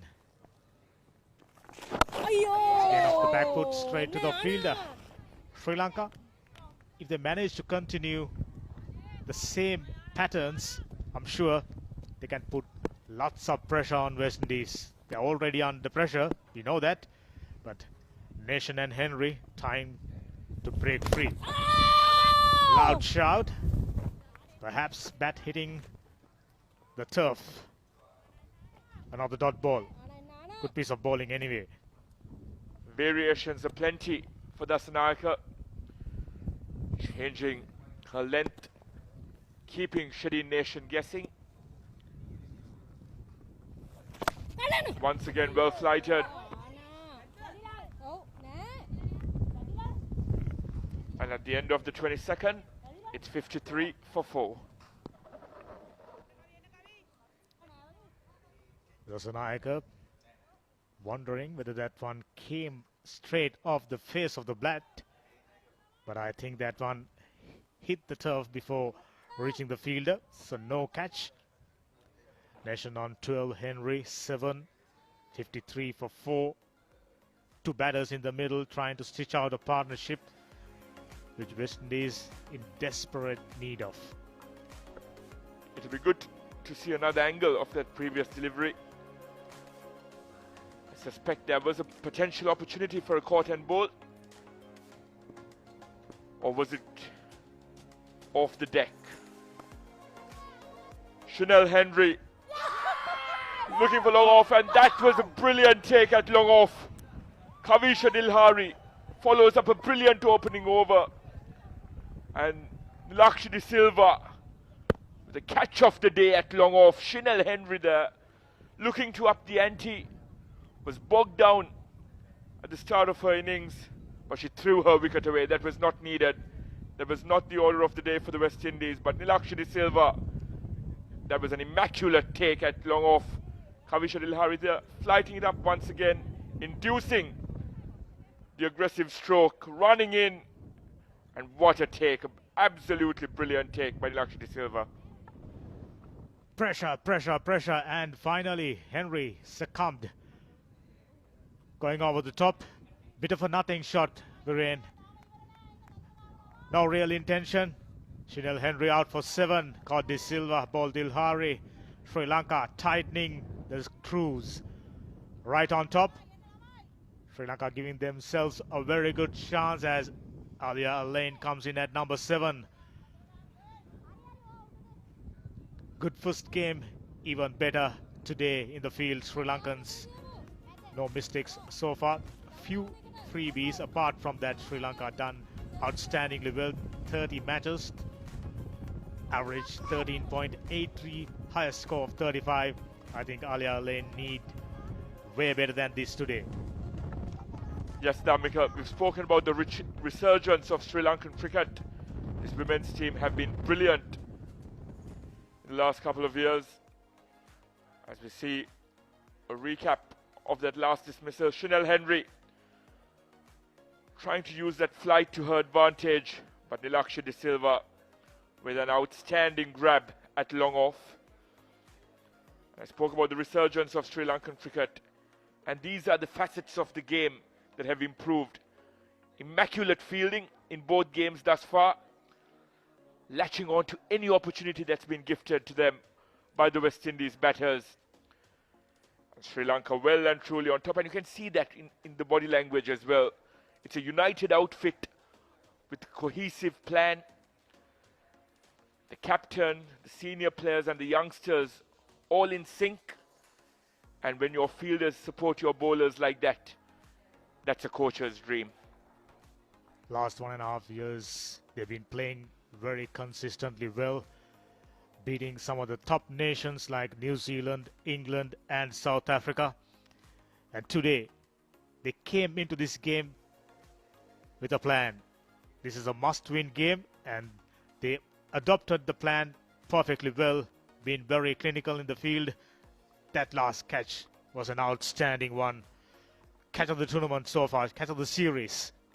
Indeed, and as Ricky and I said on air the other day, that series win against South Africa was away. And when you beat sides in Senna countries, we beat England as well away in the T20 series. That's unprecedented levels of confidence right there for an Asian side to do that, unprecedented feats. And seeing how well we've done away, when you bring it back home in home conditions, you're then considered the favourites. And another positive, Dhammika, is various players have stepped up when required. There has been a myth in the recent past that this side has been dependent on the skipper and legend Chamari Atapattu, but you can safely dispel that myth now, because various players, youngsters and experienced players alike, are chipping in when required with match-winning performances. Yes, that's the most pleasing fact. That has been the most pleasing feature so far for Sri Lankans in this series. Comprehensive win, and they are showing they're on the right track, they're on the right path. This time off the back foot. Slight misfield into the deep. Gunaratne does the cleaning up, and this is an important juncture for Sri Lankan teams. I think during that,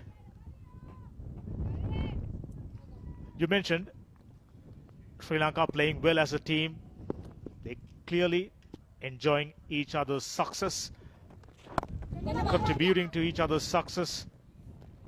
Great teamwork. 22.5 overs, 54 for 5, and Dilhari in the middle of a very good over, so far conceding a single, just given away. This time going aerial, lands into the hands. Another one bites the dust. Sri Lanka tightening the grips. Well said, Dhammika. Kavisha Dilhari with a double strike in her second over. And we're well and truly into this lengthy West Indian tale now. It's 54 for 6, and Shadeen Nation, the batter who looked the most well poised to capitalize on any opportunity, has perished.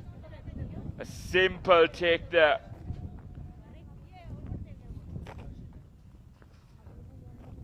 A simple take there by Sugandhika Dasanayake. 54 for 6 after 23 overs, Dhammika, with no extras conceded. That shows you that the Sri Lankan side continues to improve. There were extras in the double digits in the first game, but not a single extra offered here thus far today. Shadeen out for 12, and like you mentioned, Sri Lanka improving. Previous game conceding 17 wides. Fletcher, experienced campaigner in at 8, not known for her batting, but today she will have to deliver. So after 23 overs, Sri Lanka on top. Fletcher 72 matches, very experienced campaigner. She needs to better that score, 36. That's her best so far, 53.18. The strike rate average, not so great.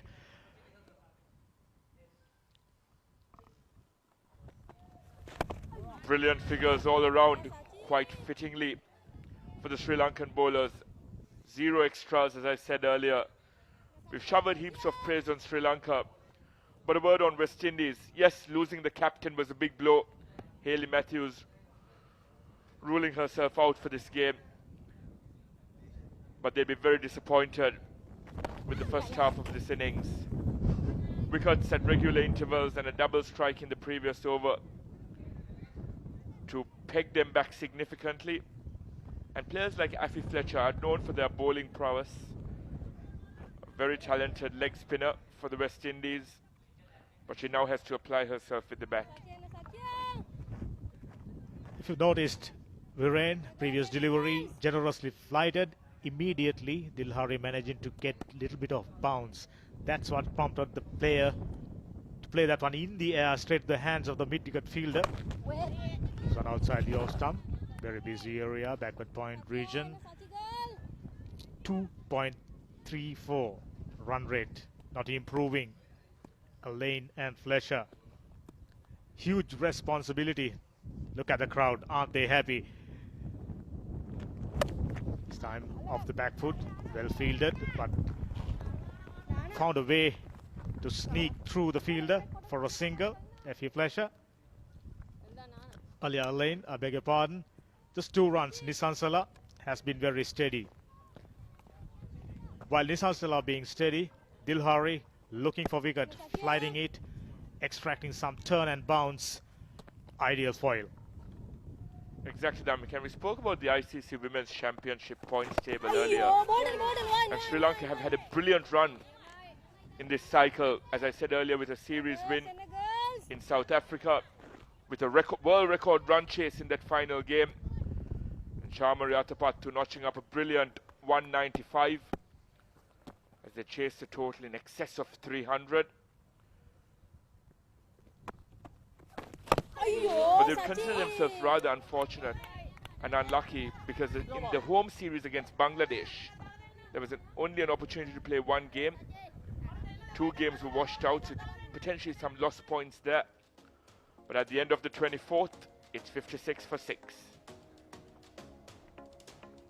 It is safe to say Sri Lanka controlling things out in the middle. As we're looking at, the wickets have fallen so far, 6 of them. West Indies never really got going. Kulasurya. This is the run out. Outstanding piece of fielding. Sri Lanka by making early breakthroughs under huge pressure. What a delivery on a Yorker length. Straight as a dice, in line with the stumps. Lovely drift. Getting another wicket. Going aerial and perishes. Sri Lanka so far controlling things out in the middle.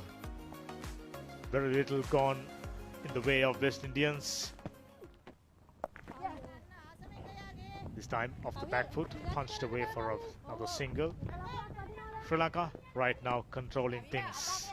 It's just a matter of what sort of a total West Indies could get up to.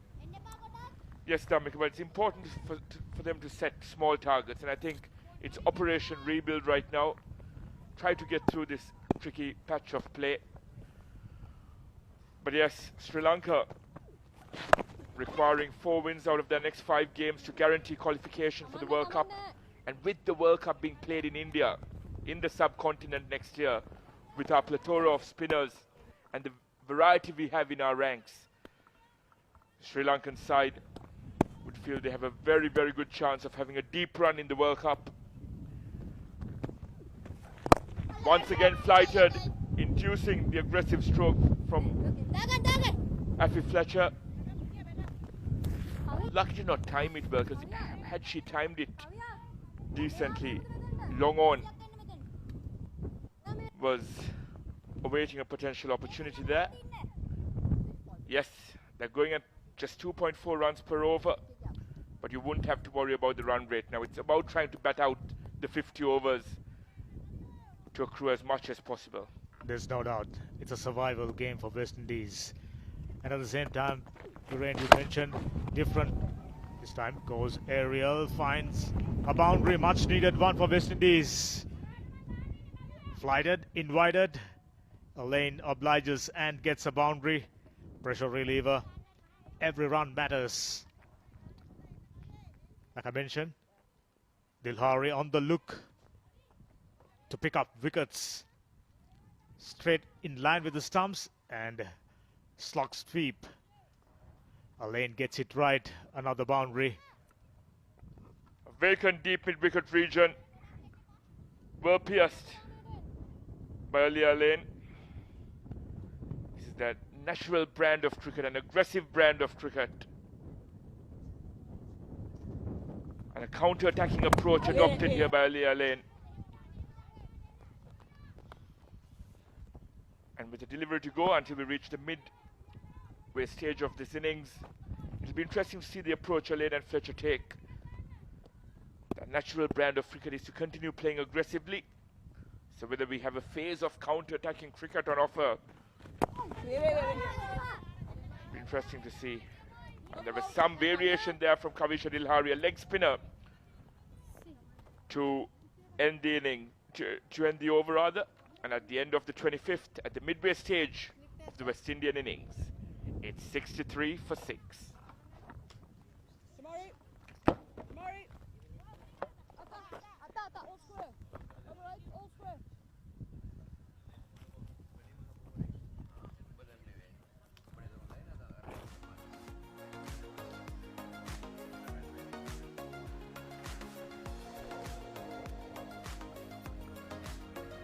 So 63 for 6 after 25 overs, the halfway mark. Sri Lanka well on top after West Indies won the toss and elected to bat first. It hasn't gone their way. They never got the momentum into this innings. These two players looking to accelerate, trying to get them to a fight in score. Probably their last recognized two batters in this innings. Sri Lanka have been very good with the ball. Their fielding is backed them up. Good leadership by Chamariyatapattu. What do you think, Kosala? West Indies from here onwards will be looking. What do you think of a good total that they would feel we could, defend or give Sri Lanka a fight on this surface? Yeah, it's a tricky call, Ricky. The fact is that now Fletcher seems to be a person with some muscle, and that will be a boundary because she's just punched that through the point region for 4. Now Nisansala has been the weaker link in the bowling so far. She's gone wicketless and she's given a few runs. Yes, she's been slightly short, going wide of that crease, and I think it's the width that she has offered to the batters that has not gone away. Most of the bowlers, Sri Lankan bowlers, have concentrated on the stumps, even the seamers and the spinners, but Nisansala has concentrated outside that off-stump line, and the West Indies batters have been comfortable. More than the line, Ricky, it's been the length that she's bowled. She's been a little bit too short. It's given the batter time to get on the back foot and pummel it through the offside.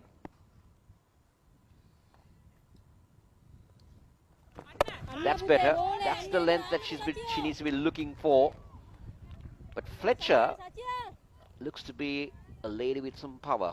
She hits the ball pretty hard. One of those strikers that the Caribbeans possess. Just wonder if she has any relationship to Andre Fletcher, the West Indian opener, who really hammers the ball. But that's another boundary. Amy Fletcher is certainly flexing her muscles at the moment. As Kosala mentioned, looks very strong, well built. And whether it's short, whether it's full, she's going to go for it and try to get them to a reasonable target. This has been an expensive over. 10 runs off this over so far. Might have been the best over that they've had so far. Let's see how Nisansala can finish this one. That's better. Slower through the air. More fuller.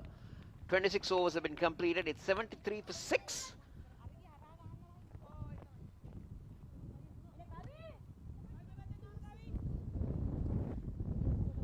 So these are beautiful pictures coming to you. Of course, from our cameramen who are doing a wonderful job. The Rupavani Corporation for Channel I, coming to you live on YouTube or Sri Lanka Cricket as well. Lots of greenery. Lots of land. So much here at Hambantota to offer. Lots of wildlife. Lakes, rivers. And yes, this ground right in the center of all those. Kavisha Dilhari, she's been outstanding over the last 1 year with the ball. One of the pick of the bowlers in that series win in South Africa as well. Continued her good work. 3 wickets in the first game, 2 for 9 now.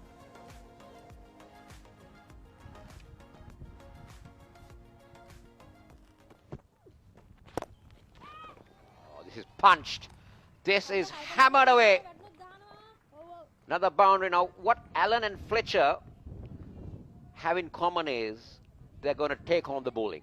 That's what the plan that they're going about. And answering your question about what the West Indies will be looking at, well, they will be looking at to get the maximum that they can. And to do that, that's what Fletcher and Allen have in mind, to go after the bowling, hit them hard as can, and get those runs, get those boundaries, put the pressure back on the Sri Lankan women's team. Allen and Fletcher, in the men's format, these two are big hitters.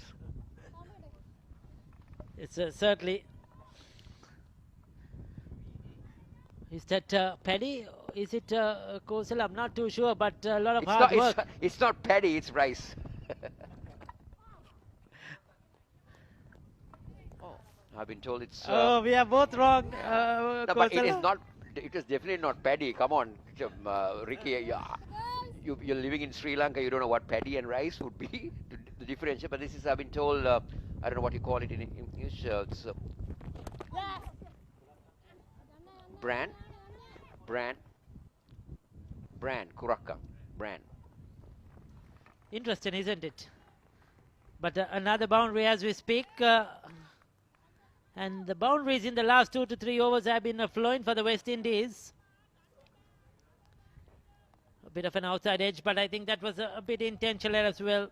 She was looking to play it through that third man region, had enough of it to take it to the boundary. Just using the pace of Kavisha Dillari.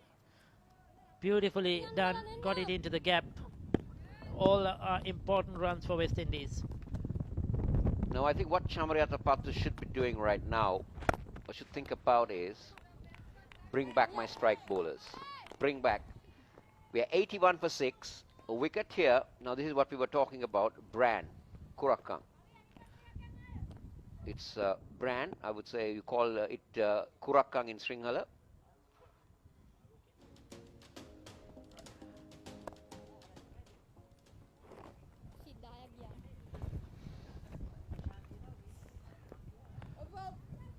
.27 overs completed. 82 for 6. The debate between Paddy and Kurakang will come back later.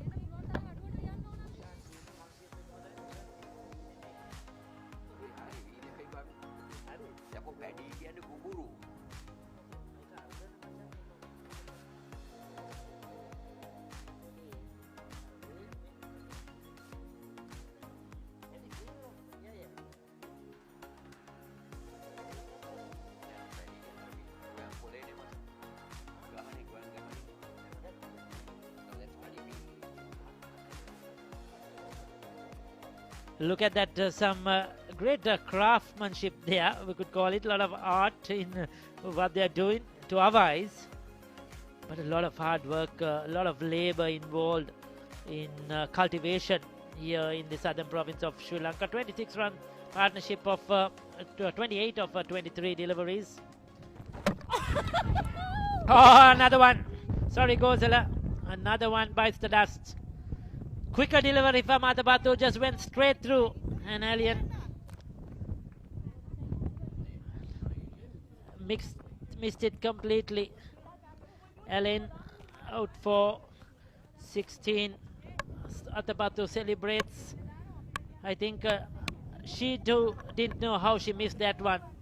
She was so disappointed. Straight for the turn. Simple as that. And that one's straight. This is the experience that Atabatu brings in. Aliyah Allen departs for 16. It's 82 for 7.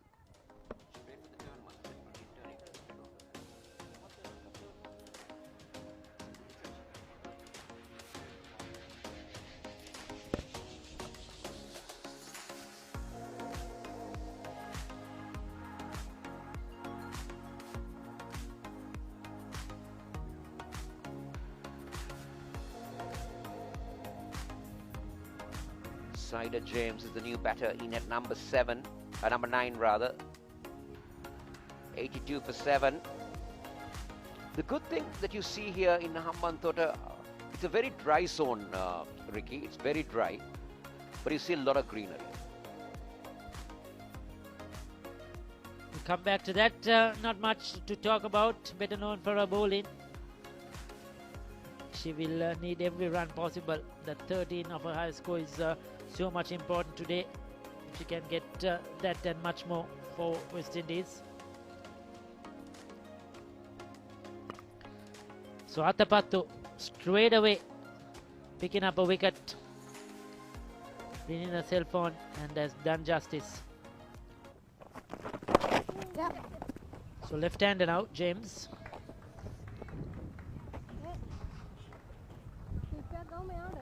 So this is taking a look at that previous wicket again.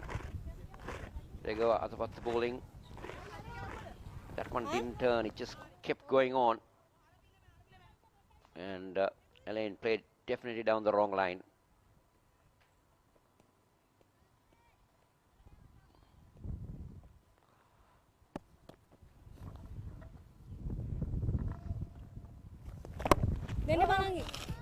Slower through there this time from Atapattu. This is experience that she will bring in. It's telling Fletcher, come and hit me. Come and get me if you want. Fletcher hanging on the back foot. Goes for the pull this time. She has managed to bring some tempo into this West Indies innings, but they're way short of what they would have wanted to be at this stage. Still a lot of overs to go.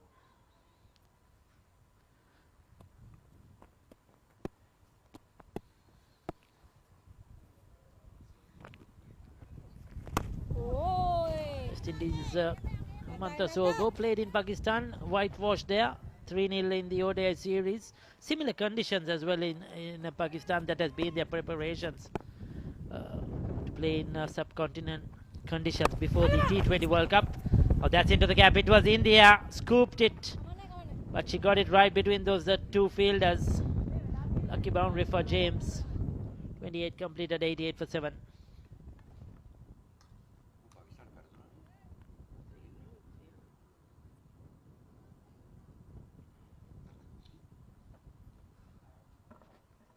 Just managing to squeeze it into that gap. Lucky for James.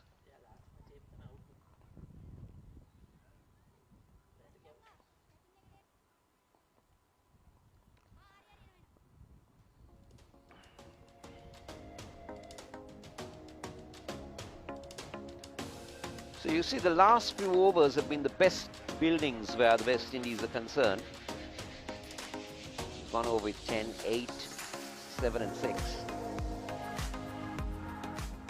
And the reason for that has been Fletcher.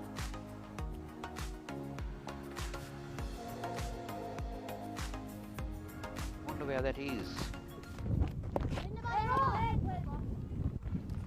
So for cameraman managing to capture everything in around this huge ground here at Surya Weber.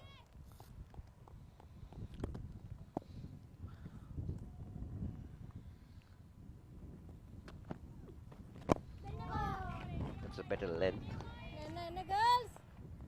Against Fletcher. Kavisha Dilhari came in at a very young age to the national side.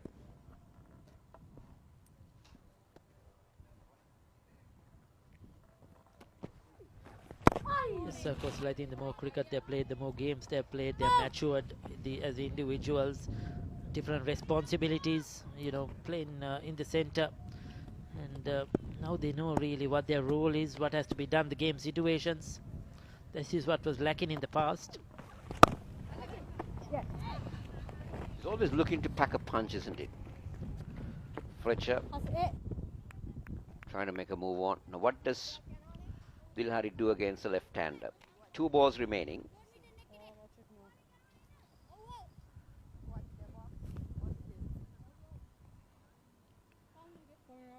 Will she go around the wicket or will she continue to go over the wicket?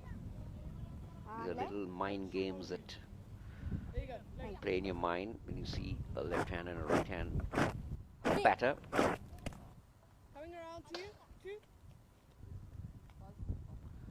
She's picked up 2 for 19 so far. She just round the wicket now to the left hander. Slip in place.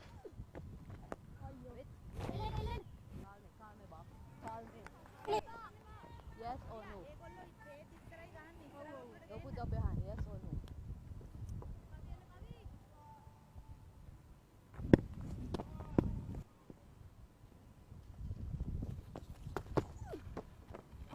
Oh, that one spun. That one spun and turned. Gripped on the surface. End of the over. 89 for 7.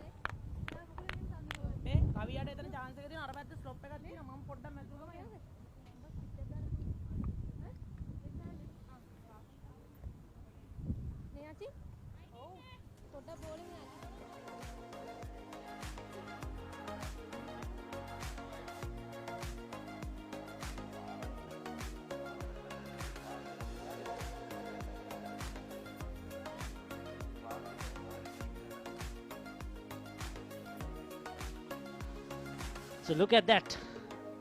The entire road covered with the cultivation.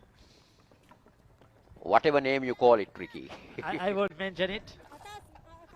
But that's how it is here in Hambantota. You could see them drying whatever the seeds which have been cultivated along the streets in Hambantota. Can become a common sight, especially during this dry weather time when it's not raining. That's what I mentioned. You haven't seen much rain in Hambantota, but see the greenery that you're seeing. You're not seeing much dry leaves around.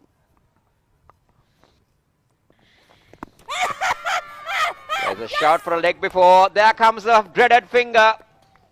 Lyndon Hannibal slowly but steadily brings that right hand finger up. And the 8th Windies wicket falls. Counterattack strikes again. Yes, James, of course, number 9 in the center. Really, she was looking to play that across the line, looking to roll a wrist, trying to turn that towards the first square leg. Missed it. That would have gone on to hit the stumps. Counterattack generally bowls wicket to wicket, and she's got a wicket she was looking for. So 95 as Zaida James departs for 5.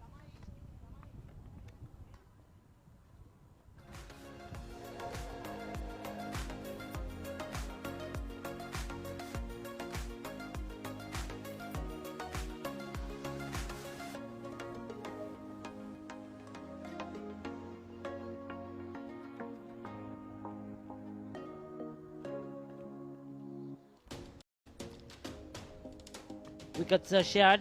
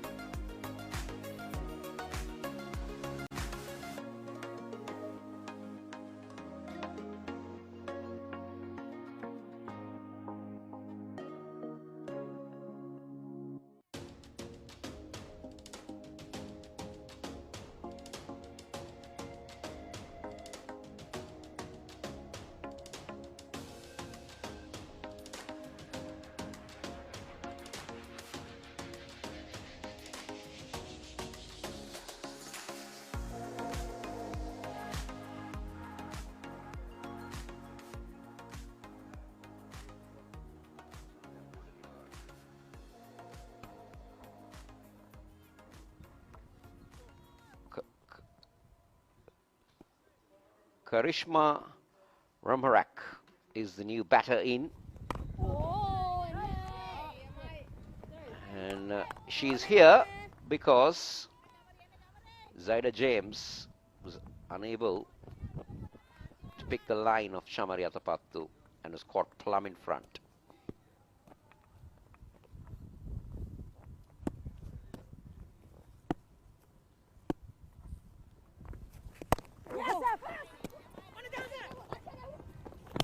Oh, a better throw might have had Fletcher struggling. Direct could have definitely had a gone, but even though, still a better throw might just had Fletcher in trouble.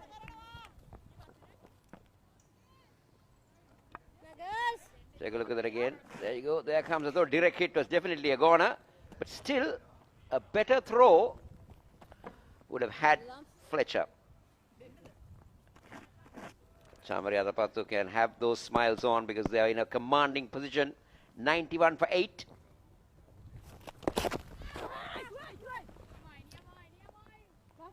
This is going to be a challenge now with Fletcher on strike. Is she going to flex her muscle? Try to go over the top. There you go, we were talking about that. Yes, the wicket keeper couldn't gather it cleanly. Yes, the throw. It was a tough take for the wicket keeper as well. Could have been a close call if she got the bails off. But nevertheless, all ends well for West Indies. 30 completed, 91 for 8.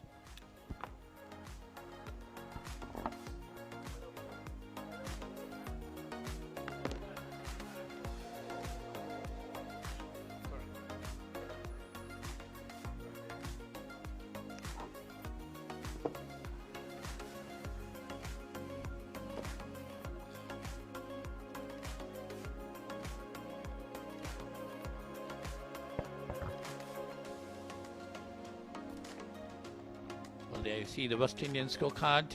Nothing much to pick about. Rashida Williams 24 and Chenil Nation 12.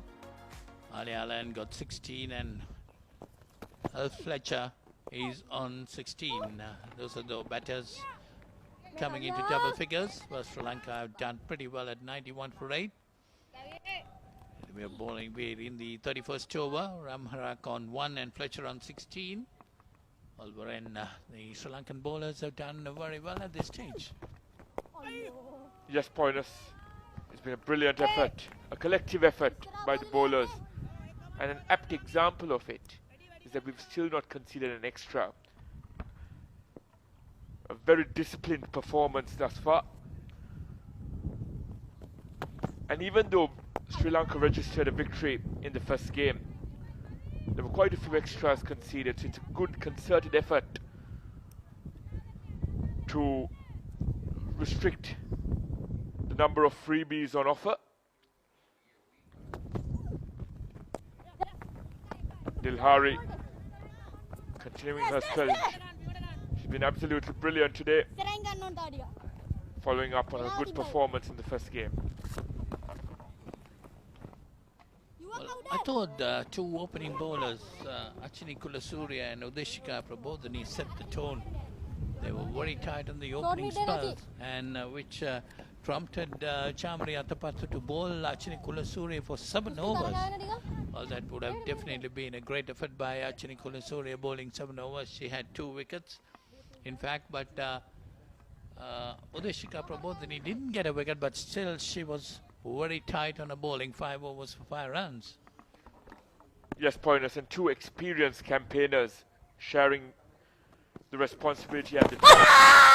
Rules appeal, and Eichenberg, an experienced umpire, gives it. And Dilhari gets her 3rd scalp. And Afi Fletcher, the last of West Indies' recognised batters, has to depart. Played across the line, no movement of the feet there on the part of Afi Fletcher. Caught stranded, and that seemed to be hitting leg stump.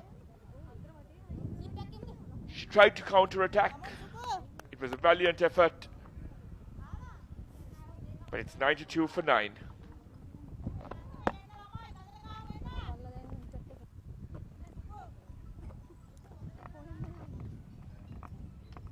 Yes, so that's Dilari getting a third wicket, and Shamilia Connell, the last batsman of the West Indian lineup, comes in at number 11.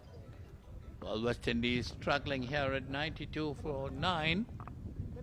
The Sri Lankan bowlers have really done well. West Indies won the toss and decided to bat first. 92 for 9 of 30.5 overs. There you see Connell's match statistics, 69 games, 6.9 for the average, 180 runs total. Hit up Ashley, and that's the end of the West Indian innings. So West Indies all out for 98. Shamilia Connell off north without scoring, and Kavisha Dilhari getting 4 for 20. This is a wonderful performance by the Sri Lankan bowlers and Kosila. So Kosila will be doing up the highlights and the summary of the innings. Thanks, Polly. So a very disappointing end to the Caribbean ladies innings. They hold up for 92 in 31 overs. Very well done by the Sri Lanka. This is the last wicket to fall. Kavisha Dilhari among the wickets again, picking up her third, as she had Fletcher caught off her own bowling. And that's the end of, Connell rather, departing without troubling the scorers. West Indies 92 all out.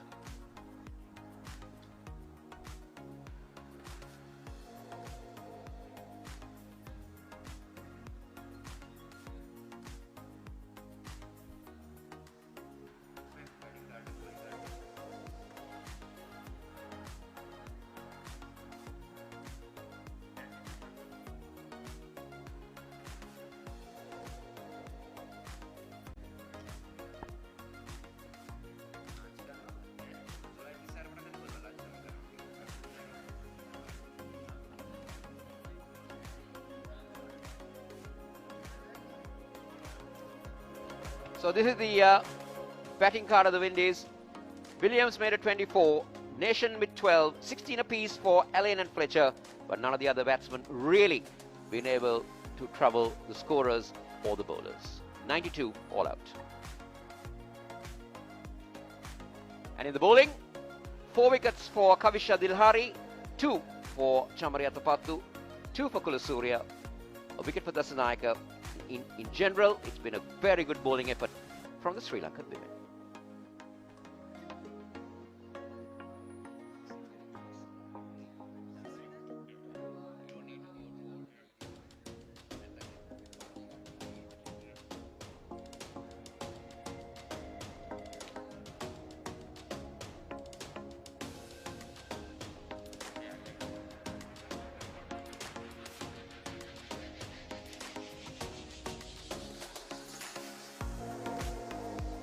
So this is how the day started, with a huddle from the Sri Lankan women, and the openers didn't look to really get on with the game from ball number 1, and the Sri Lankan pacers were really on. That was the first wicket to go, a run out. That was the first aggressive shot of the Indian innings, but then a great comeback to pick up the second. Have a little bit of runs here and there from the Caribbean ladies, but wickets kept falling at regular intervals, and they really couldn't get on with the game. Nobody really looked to be settled except for Williams, who batted on for 24, labouring her innings for over 60 balls with a couple of boundaries. But then this happened. That was the end of Williams. The remaining batters tried to make a move on, and that was a very good catch. Kavisha Dilhari coming into the party very early. That was a very soft dismissal. Then Allen and Fletcher tried to restore the Windies innings with a couple of good overs and big overs. once again couldn't really keep that momentum going, and with the arrival of Atapattu, wickets start to fall and that partnership was broken. Again, wickets just kept falling and they never looked. And then Fletcher, the only batter who really looked to take on the bowling, and this is the last man to go, last batter to go rather. Kavisha Dilhari picking up her 4th wicket. So Sri Lanka need 93 to win at 2.97. We'll be back after a short break.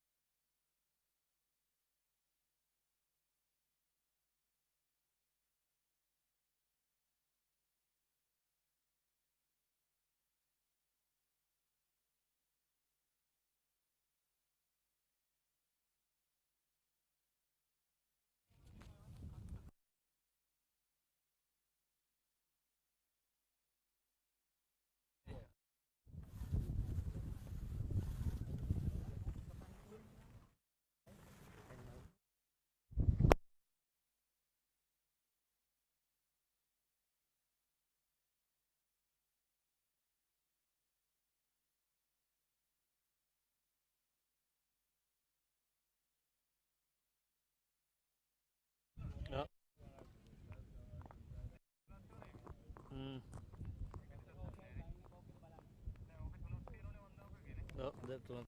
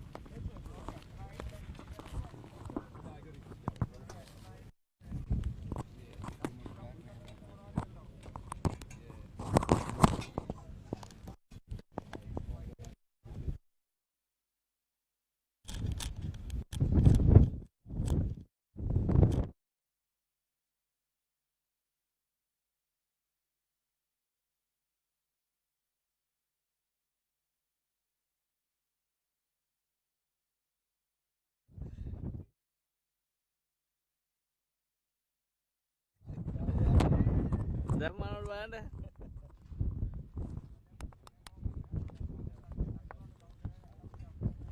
Boleh tahu apa namanya?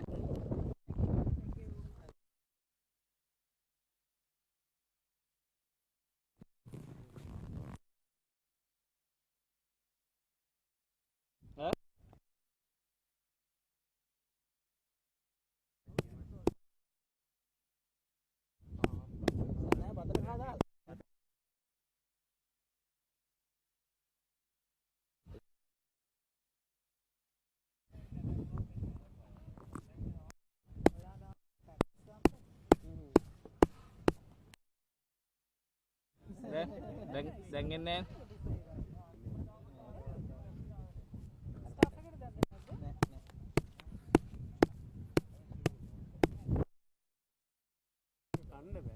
ලේපල්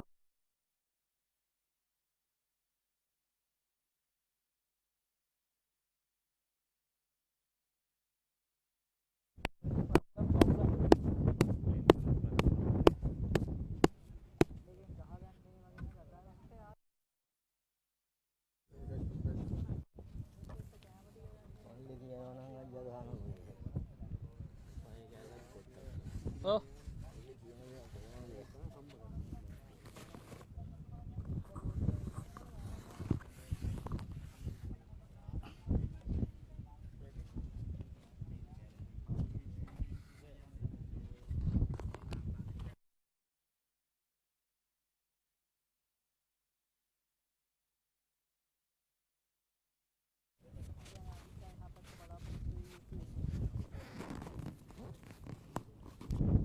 Damba.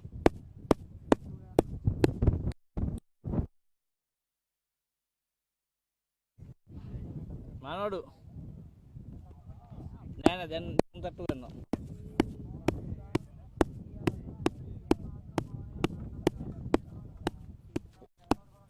එක දෙක තුන හතර පහ හත අට නවය 10 11 12 13 එක දෙක තුන හතර පහ හත අට නවය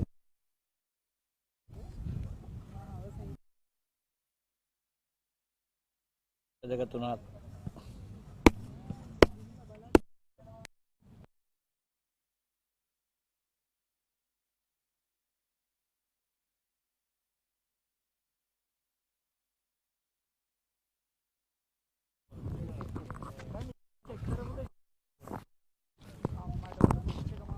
වෙටිලේ උඩ ගන්න බෑ. ඒකට මයික් එක මේකෙන් උඩ යනවා.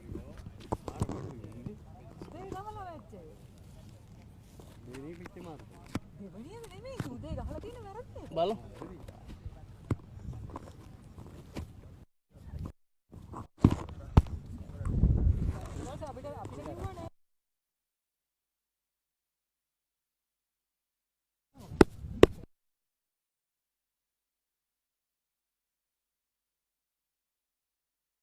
අතර කොහොමද නම් එන්නේ?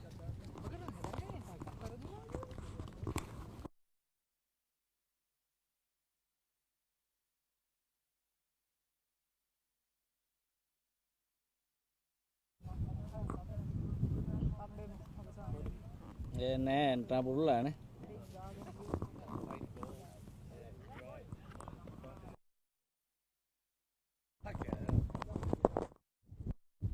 දැන්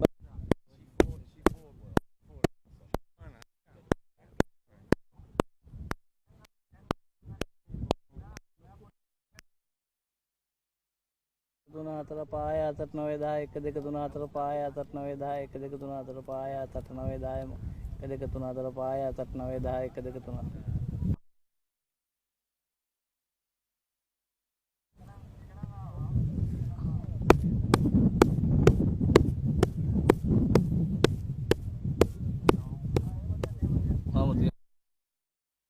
Karena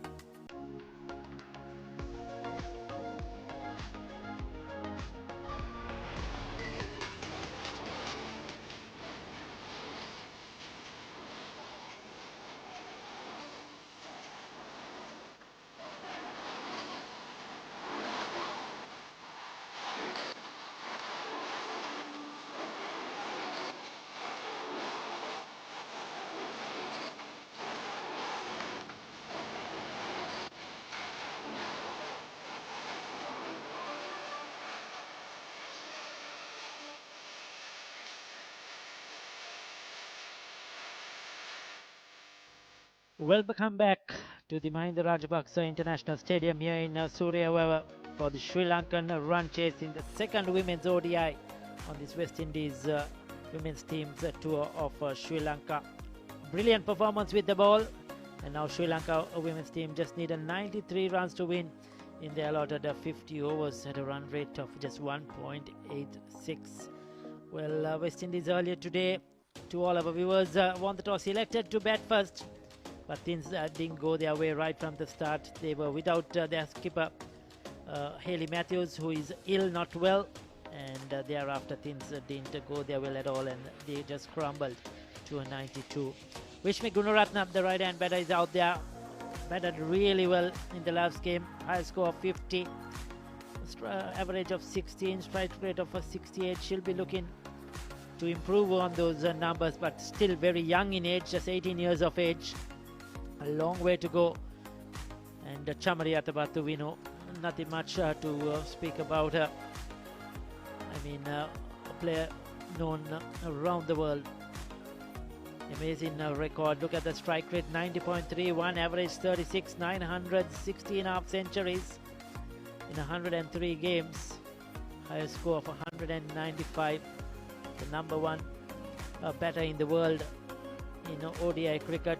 Player of the ICC Player of the Month, consecutive for 2 months, and she is in a tremendous form. So West Indies have to pull out something special if they're going to really restrict Sri Lanka. The Sri Lankan batters will be looking to come out there and play their natural game. In the last game, we saw them looking positive. Vishmi, right from the start, played her shots. She was the aggressor earlier on, before Chamari Atabatu started firing. And the Sri Lanka will be looking to bat with the same momentum and try to finish this game as soon as possible. Cornell with the ball. Shamilia Cornell, 49 wickets in 69 games. Good economy rate of 4.69, 4 for 54 best. She'll have to make some early inroads. Beautifully played. Foolish delivery. Just goes through with it, straight as a dice over the umpire's head. And that's the first boundary for Vishmi and for Sri Lanka to kick off this innings run chase. Good afternoon to you, Paulinas. Good afternoon, Ricky. Definitely a wonderful bowling performance in the first session by the Sri Lankan bowlers, but now it's up to the Sri Lankan batters. These two batters put on a wonderful partnership for the first wicket in the first game. 88 runs between them, Vishmi Gunaratne and Chamari Atabatu. They got to do that again to win this game quite easily. Vishmi Gunaratne looked very attacking. Now the over, just a couple of deliveries ago too, she put it right over the bowler's head into the boundary. So we'll be looking forward for that shots, to play some shots. There you are, you see that, lofted over the bowler's head. This time wide out, so the off-stump tries to cut it. She got to control herself, Ricky, sometimes, because she looks for those shots which is not there too. So Vishmi Gunaratne has improved her game a lot than what we saw her when she started at a very young age playing international cricket. You could see over the last year or so that she's grown quite a lot. Once again, beautiful batting, clipped off her toes. A foolish delivery on leg stump, and Vishmi Gunaratne not missing out. That went very quickly to the boundary as well. So 2 fours to kick off her innings. As I mentioned, her array of shots has grown in stature. You know, she was a sort of a player that just tried to nudge and push, get the ones and the twos, and give Chamari Atabatu to do the boundary hitting. But now she's got more power behind her game as well, and plays the ball in really well, Vishmi Gunaratne. First over completed, 8 without loss. That's your center. Leg down, touch away from it, very little. There you go, that's your leg.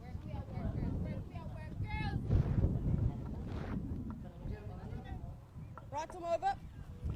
So 8 runs on the board with the first over. Shanan Halri. He opened the attack for the West Indies from the far end. And he'll be bowling to Chamari Atabatu, the Sri Lankan captain. Shamri Athapattu, the ICC's Player of the Year and also the Player of the Month, will be facing Joe Chanel Henry. It's pushed away nicely on the offside and she gets a single. Takes a total on to 9. She's off the mark with 1. You see, West Indies have to look at the length they are bowling. I thought in that first over, Cornell was too full. The good thing Sri Lanka did was they dragged their length back. They were just bowling that good length, just short of a length, not letting the West Indies batters get under it, and nothing short as well. The 2 fours that were hit so far were very full deliveries. One straight down the ground, one clip towards square leg. So Cornell didn't get a length at all right in that first over.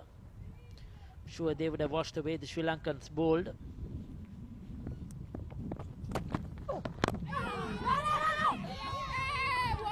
Henry now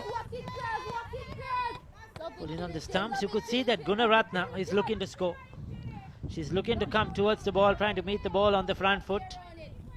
She's not going to hang back. Sri Lanka, like we mentioned, would be looking to try and get a convincing win in this game. And this is an ideal opportunity because West Indies is a higher ranked team than Sri Lanka. Showing a good technique, wish me, Gunaratne.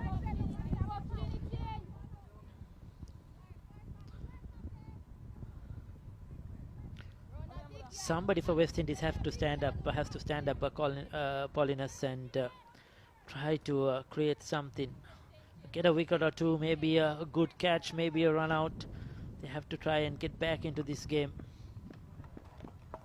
Yes, if West Indies want to get back into the game, they've definitely got to get the wickets at regular intervals. That time Vishnu Gunaratne pushes it on the onside and get a single, takes the score on to 10. Yes, the only way they can win this game, Paulinus, is bowling out Sri Lanka. You know, there is no way that they could defend 93 in a 50-over game. So Sri Lanka, longer they bat, they're somehow going to get to that score. So West Indies, the only chance they have is get early wickets, put the pressure, try to get rid of Shamri Athapattu early as possible. So far it has been a decent over by Henry. She's bowling the correct channel. Well, not only Shamri Athapattu, Ricky, all the 4 batters that batted in the previous game, they got runs except for Kavisha Dilhari, who got out for naught.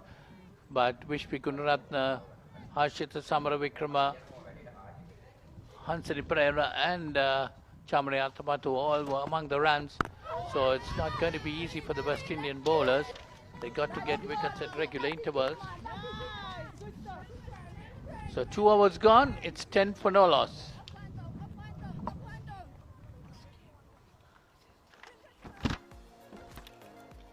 So there you go, beautiful photography, videography from our cameraman from above. Look at that, the roads leading up surrounding this venue. And look at that picture. Interesting. A lot of greenery around. No vehicle movement at all. This is the southern province of Sri Lanka, Hambantota district. Area, a dry zone. You don't get much rain at all. That's why these games have been played here, because there's been a lot of rain in Colombo and other areas, parts of the country. So that's why Sri Lanka Cricket has decided also to play these games in Hambantota, so that we could all games played, full games. So Alia Elaine is into the attack. Straight away a change. Cornell has been replaced. So the skipper Campbell reacting quickly. Definitely they got to look for wickets. Cornell gave away 8 runs. So Vishnu Gunaratne in the previous over been taken off, and Ali Alain been replaced with Ali Alain. That ball did move in a bit.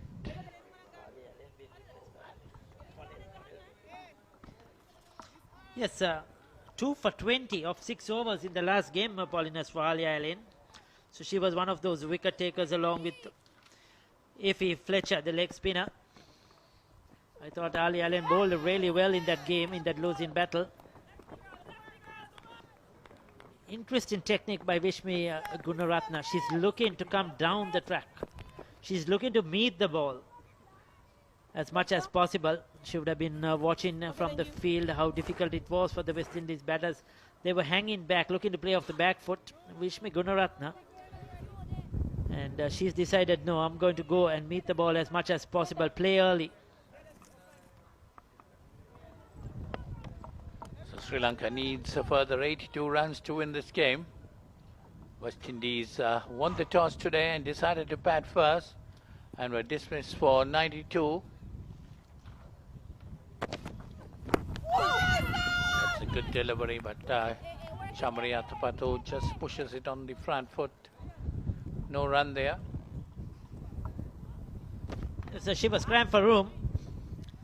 I think Chamariatapattu's initial instinct was to go through the offside. She too was looking to come down the track. This is good bowling. Targeted the body, targeted the pads.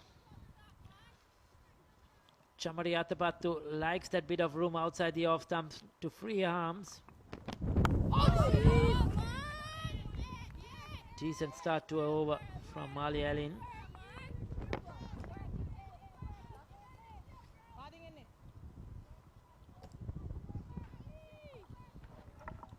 Well, the Sri Lankans have plenty of time to get into the target. Further 82 runs needed.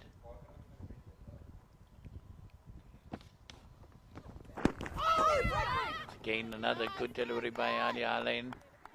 Chamariatapattu just pushing it on the offside. Chamariatapattu, the #1 batter of the world in the women's cricket.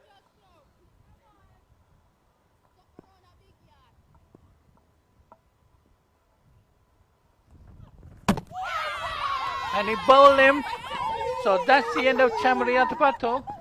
Polly, if you remember, she got out in the last game in similar fashion. She was once again looking to come down the track, and then it was a sort of a half-cog push. In the last game too, she was neither on the back foot, neither on the front foot. She was caught in somewhat, in uncertain area, then trying to block it out. She missed it, and she's been clean bowled. What a breakthrough. Atapattu a bit impatient, trying to get on with the game. But Ali Allen, she's picked up that all-important wicket. Sri Lanka 11 for 1.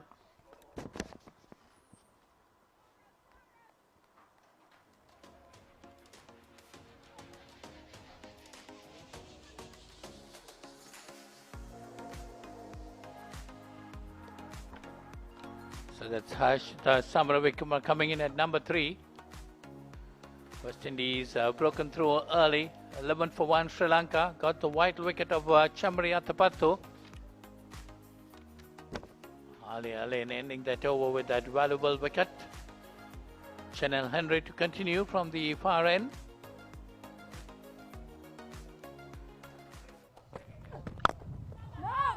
Should be Gunaratne.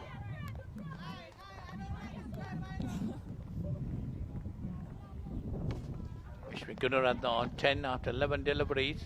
You see the replay of that wicket. It's similar to that first game, identical. Half cog shot, not full on committed onto the front foot, neither was she on the back foot, just playing from the crease, because the reason is the bowler saw her looking to come down the track, dragged the length back. She probably came out too early to meet the ball, and she missed a straight one, and that's something she will take a look at when she's definitely back in the dressing room. But an early breakthrough, a big one, a huge one for West Indies. They needed it. Now Samaravikrama and Gunaratne have a job to do. Yes, Ricky, if the West Indies need to win this game, they got to get wickets at regular intervals. That down the leg side and wide being signal. One more run to the total, takes it on to 12. We're talking of, you see that replay on that. Vishmi Gunaratne trying to flick it away. Doesn't get hold of it, but wide down the leg side. Harshita Samaravikrama too batted very well in the previous game. Oh, that's beautiful. Picked it up early and has deposited over the boundary for 6. This is real aggressive batting by young Gunaratne. Once again, trying to come onto the front foot, taking it on the full, one step down the track. Not afraid to go the aerial route. Clearing the boundary with ease. Vishmi Gunaratne is in fine form. Well, Vishmi Gunaratne really looking for runs. She seems to be quite a busy player. They're coming down the wicket and lofting it over mid-wicket or wide of mid-on. That's gone over the rope.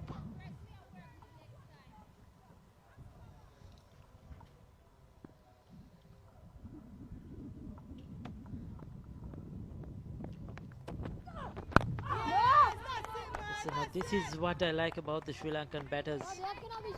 Even though they lost the big fish, their skipper Chamariatapattu, they're still getting on with the game. We saw them bat in this manner in the last game as well. We saw how they batted in the T20 qualifiers when they went on to win it. They didn't really fall back, when they lost wickets. These young players continued the momentum, played aggressive cricket, positive cricket.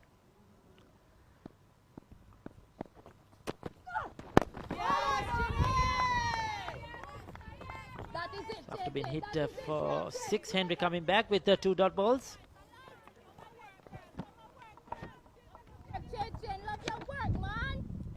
Now this is the dismissal of Chamariatapattu. Clean bowled by Alin. Chamariatapattu too tried to come down the wicket and then suddenly decided to change the shot. That's what I thought. So that's the end of that over. Another good over. 4 overs gone. 18 for 1 Sri Lanka.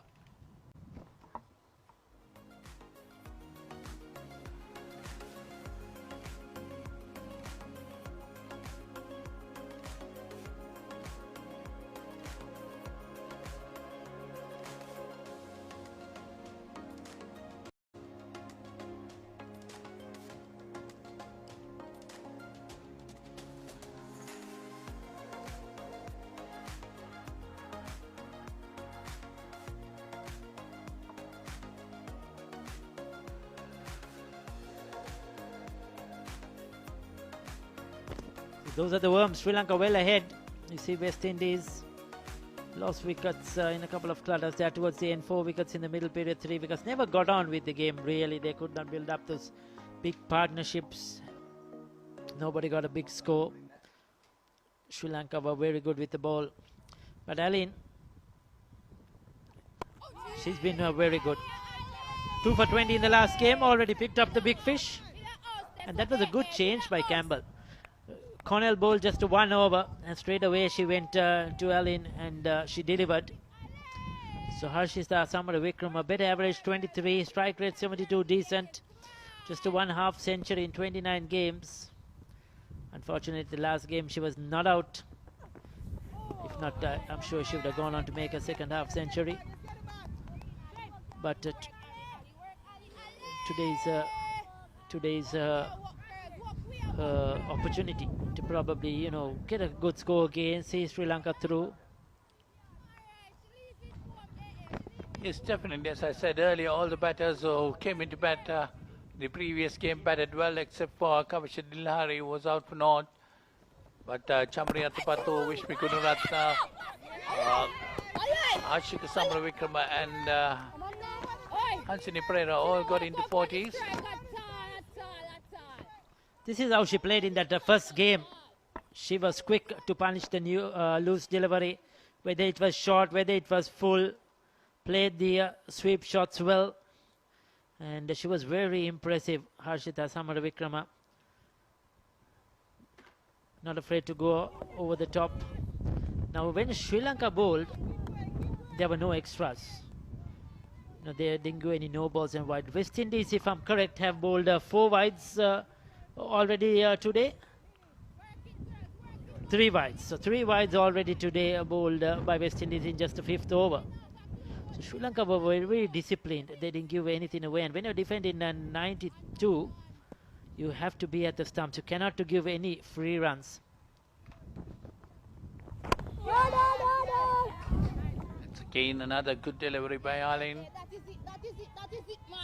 forcing Samara Vikrama to get off the back foot. Sri Lanka 20 for 1 in reply to 92 all out by the West Indies. Remember, West Indies won the toss and decided to bat first. Were bundled out for 92 in 31 overs.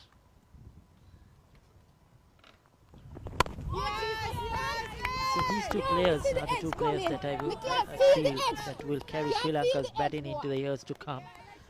Gunaratne and Harshita Samaravikrama, two young players, two very good players, and they've come a long way. And with Atabatu, of course, coming towards the tail end of her career as well, these two players will have to carry the batting on their shoulders in the years to come. So these are opportunities, experiences for them playing against quality opposition.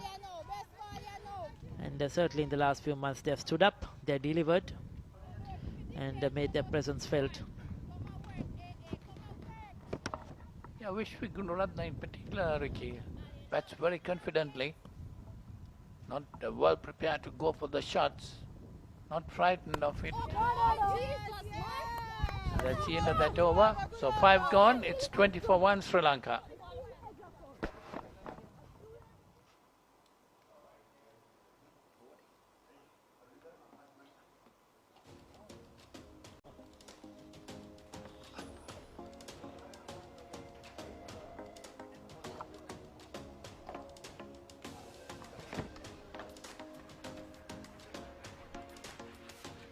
Sri Lanka, by being clinical in the field, restricted West Indies for just 92 runs and needing 73 runs more to win the second ODI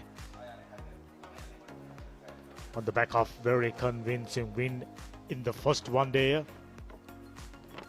Sri Lanka are reaping benefits by being efficient. Fantastic effort in the field. West Indies looking down the barrel, but they'll be hoping. As I say, cricket is a game of glorious uncertainties. I'm sure West Indies, they believe that even more so than today. Yeah, it's a real battle now for the Windies to try and make something out of this match. But Sri Lanka, on the other hand, will have a lot of boost for them, because they need to win 5 of their 6 games or 4 of their 5 games for qualification, automatic qualification for the limited over World Cup, which happens next year.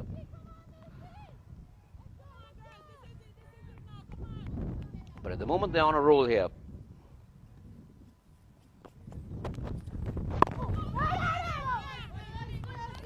And when speaking to the coaching staff of the Sri Lanka women's team, they said that the morale, the attitude, the momentum, everything, the mindset, everything has been really changed, and it's totally a different looking Sri Lankan women's outfit at the moment. Definitely. It's clearly reflecting their performances. They've been winning consistently, putting up very good efforts against strong nations. That's what's very pleasing to see for the crowd, the spectators. Sri Lankans, cricket mad, as we know. And also, they've been very dedicated. We saw that yesterday. They were training very hard. Goes aerial and finds the fielder, unfortunately. Samara Vikrama thought for a moment she struck that one beautifully, but got the height rather than the distance. Straight to the fielder. Connell picks up her first. Sri Lanka loses their second. Samara Vikrama, who batted beautifully in the first one-day, perishes for no run. Well, the intent was good, but didn't strike it enough. You know, she was always trying to hit it aerial and didn't get the distance, as you mentioned. And there's a well-held catch. Fletcher holds on. Samaravikrama goes for none. Sri Lanka 21 for 2.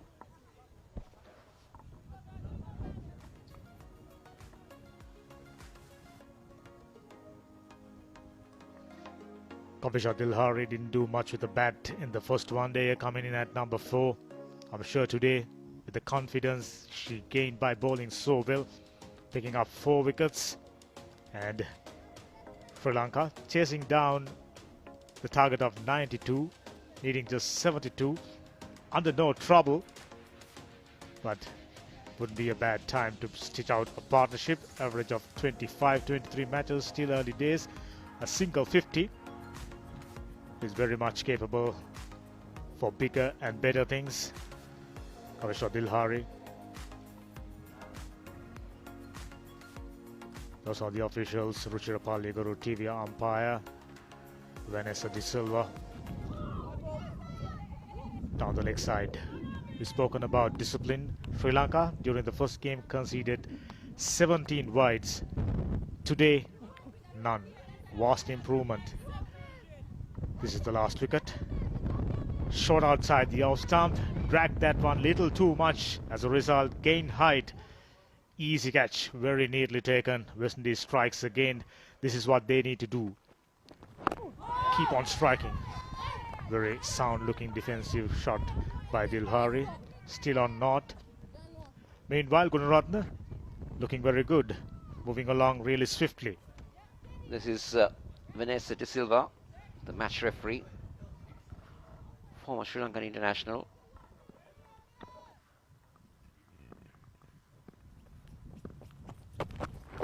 A bumper. Knee be ducked underneath that one. A dot ball to complete the 6th. Sri Lanka 22 for 2.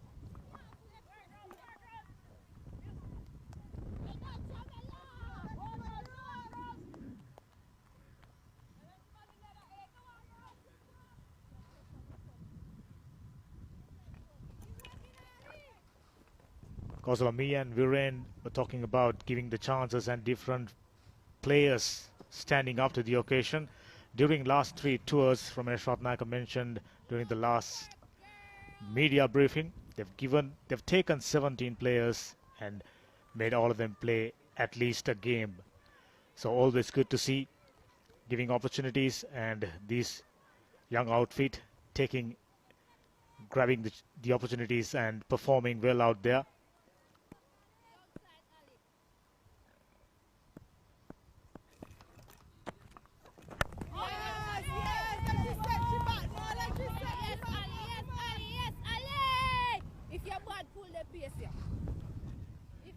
Alia Lane bowled beautifully the other day, picked up 2 wickets, perhaps the only bright spot for West Indies with the ball in hand. And today they came in with the intention of staying alive in the series, but Sri Lankans so far head and shoulders above. Just 71 runs needed of 43.4 deliveries. No elements of run rate pressure. It's just about batting through. It's all about the application, how we want to get about this total.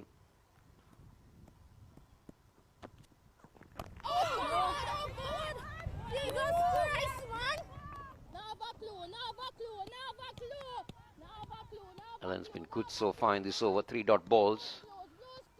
Gunaratne getting a little bit of advice from Dilhari. Take it cool. We have all the time in the world.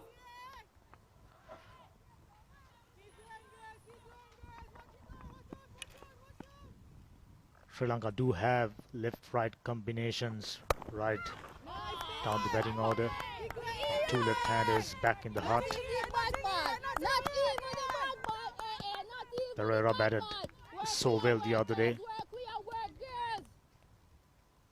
together with Harshita Samaravikrama, and today Gunaratne looks very determined.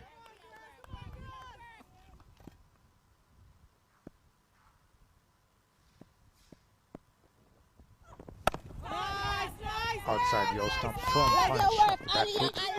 Very strong outside the off stump player. like to hit the ball very hard, and today played a magnificent looking 6 over wide long on region for a 6, and she looks good. Alia Alain meanwhile in the middle of a very good over. Got up for a moment, thought that one straight to the fielder, but how about that for a timing? Just a gentle little push down the leg side. Perfect piece of timing. Gunaratne picks up another boundary. The timing was very good, but look at this outfield. It's lightning fast, and once it hit that practice pitch, it just kept going. It teased the fielder, and that was a very, very well-timed stroke. And that outfield, to me, is super quick. It's very well maintained, very well manicured, of course. 65 yards, 65 meters rather. 65 yards, correction. Needing 67. Under no pressure, Dilhari wouldn't mind getting a big score under the belt.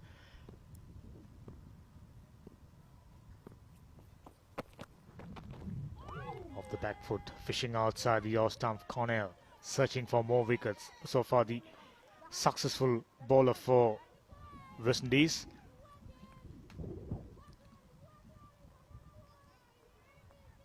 Third one-dayer coming up in 2 days' time, followed up by the T20 series. Sri Lanka did everything right and high on confidence at the moment. This is lovely. Good hands. Knows the call by Gunaratne. Very intelligent one. Good call from Gunaratne, because the fielder who was picking up that was left-handed.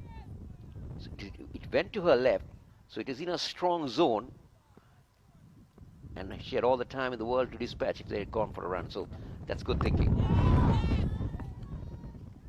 So the Lari yet to get off the mark in the series. First game wasn't a good one for her. Bowled beautifully, picked up 3 wickets. Even today, done the job with the ball, 4 wickets. So confidence right on top. Coming down the track, trying to work that one away for a single. The bowler very honestly indicating there's no touch.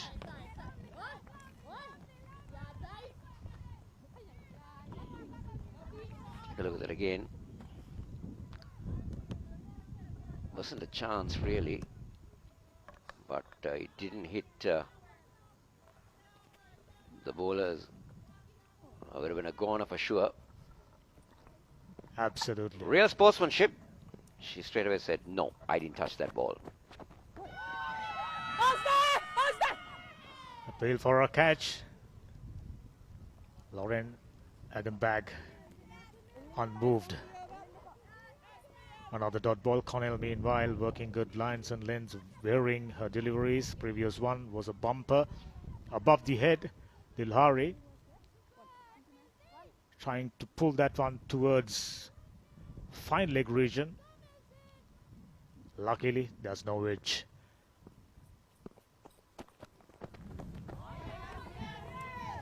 Slower bumper.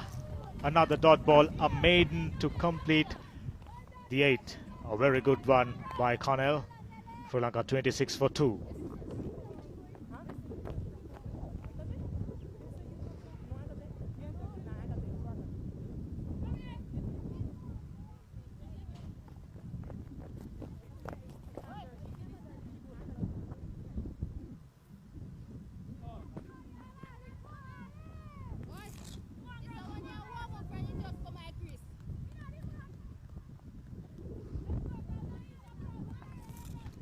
There you go, ardent supporters. The Lion is in with the flag in hand. Vishwa Gunaratne, 21.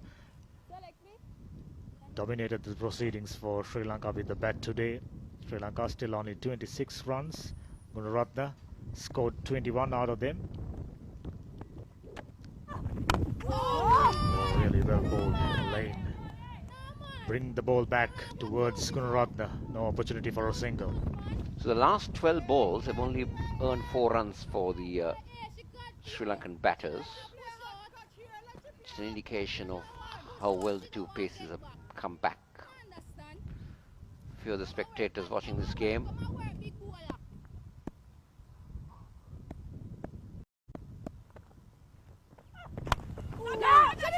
This time, Gunaratne decides to come down the track and hit that through mid-wicket. That's a boundary. Gunaratne dealing with boundaries at the moment. And Sri Lanka move on to 30 for the loss of 2 wickets. So far, Gunaratne dominating the proceedings with a bat. Another shot.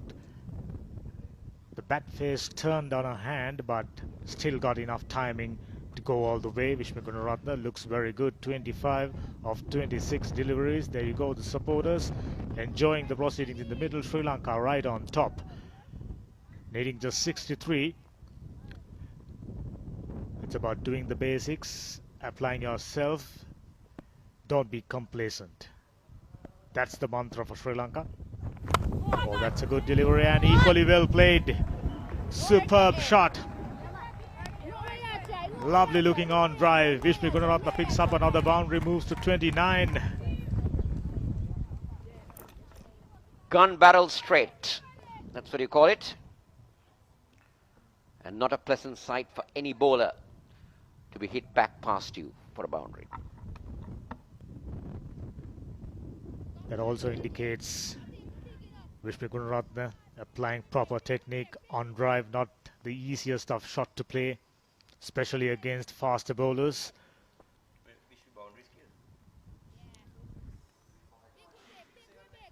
Two boundaries back to back. West Indies bowlers looking to apply some pressure by bowling dot deliveries. Oh, this is lovely. Solid looking defensive effort by Gunaratne. 5 boundaries and 1 6 in this knock of 29 of 28 balls. And she's almost had the bulk of the scoring for the moment.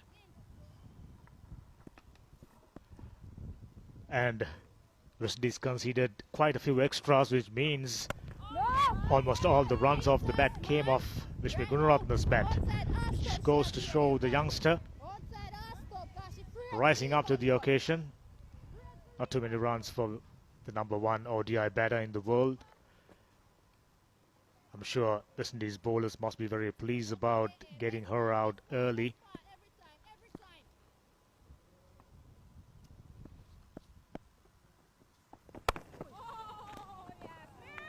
Once again, we've noticed that weakness from Gunaratne even in the first one-dayer, playing straight to the fielder, completes the 9th. Sri Lanka 34 for 2.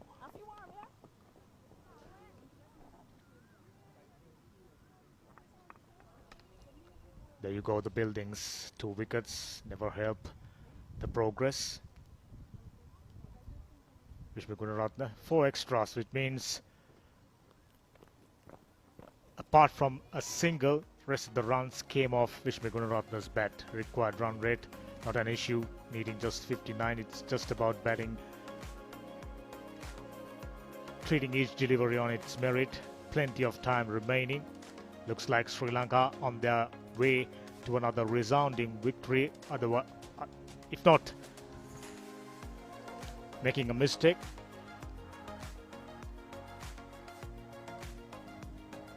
These are the boundaries. All of them came off the bat of Gunaratne.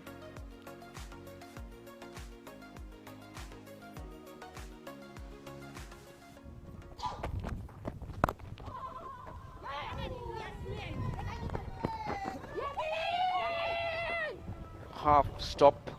They come back for 2. Dilhari opens her account with a couple.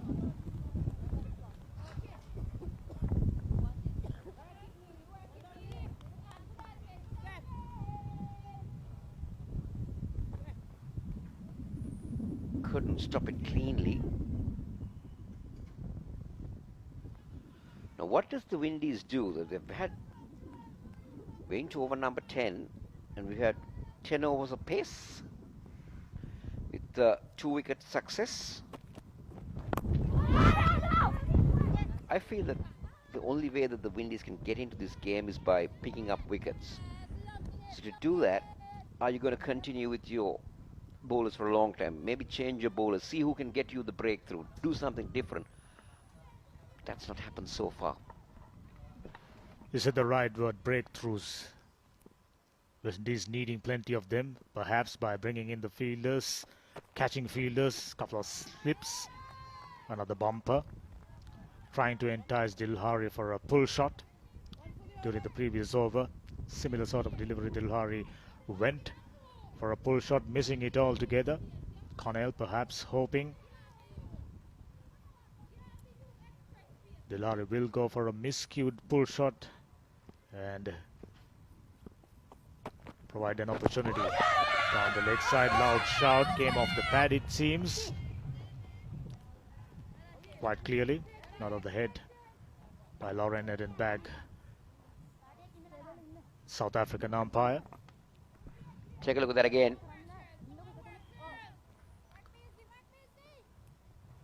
Just brushing the thigh pad.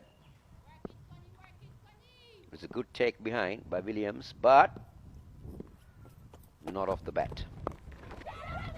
This one will find the fielder. Just a single.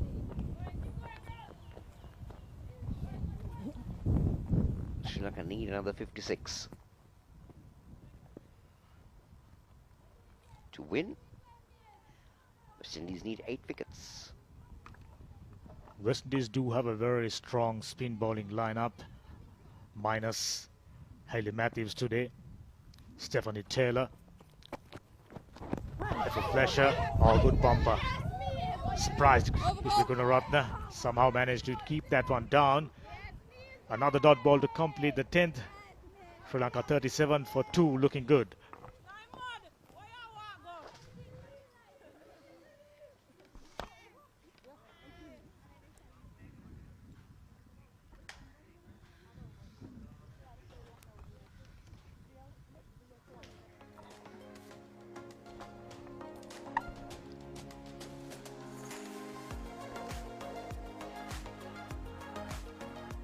Second power play signalled. 37 for 2 Sri Lanka after 10 overs. Chasing 93 for victory. Another 55 runs, 56 runs required. The last ball of that last over. It was a good short delivery. Hitting her on her shoulder. That time unable to get away. She was in an awkward position. The bowler seen it early, dropping it short. Sri Lanka have lost Chamari Atapattu and Harshita Samaravikraman, but Gunaratne is going brilliantly at the moment, 29 of 31. Kavisha Dilhari played a poor shot, came down the track in the last game, got stumped. Now she has plenty of time to apply herself and try and get a good innings here and see Sri Lanka through. But this is an interesting battle. F.E. Fletcher, 85 wickets in 72 games. She bowled very well in the last game as well. She'll be looking to try and get a couple of wickets in this middle order to put the pressure back on Sri Lanka. Yes, Ricky. And with just 55 left for Sri Lanka, it's about making this a resounding victory. If they do get there, it'll inevitably be one, but they'll want to get there with minimal damage. 7 or 8 wicket victory to clinch the series would be a clear statement, not just to the West Indies, but to the rest of the international circuit. Very well played by Vishmi Gunaratne. Brilliantly timed, got to the pitch of the delivery, read the flight offered by F.E. Fletcher, and that was well timed. Didn't try to hit it too hard and didn't try to go across the line, played it straight. All she needed was to beat that mid-on fielder, and that was 4 more So what I also like to see is Captain Campbell probably bring in a fielder or two, try and attack, stop those singles, because as I mentioned in my earlier stint, West Indies cannot win this game defending. They have to get Sri Lanka all out. So the only way to do that is to get some wickets. Yes, they may leak a few runs, but you need the attacking players, you need the catchers in important positions to try and get those breakthroughs. They cannot let these two players, especially Kavisha Dilhari, get that easy single and go to the non-striker's end. Yes, and continuing from where I left off prior to that boundary, another resounding victory here would also be a statement to those around Sri Lanka looking to qualify for the World Cup next year. There are quite a few teams clustered in that mid-range. A well-played sweep by Dilhari, getting her innings up and running. And now both batters looking to accelerate ahead. Yes, the dugout is happy. 2 full tosses, and Sri Lanka have hit 2 boundaries. If Fletcher, not a good start to a bowling spell today. Picked up 2 for 31 the other day, but today so far hasn't got that control, hasn't been able to land it. And the 2 Sri Lankan batters, right-handers, have capitalized. That's much better. That's where she needs to keep landing it right throughout. This has been quite predictable in this over.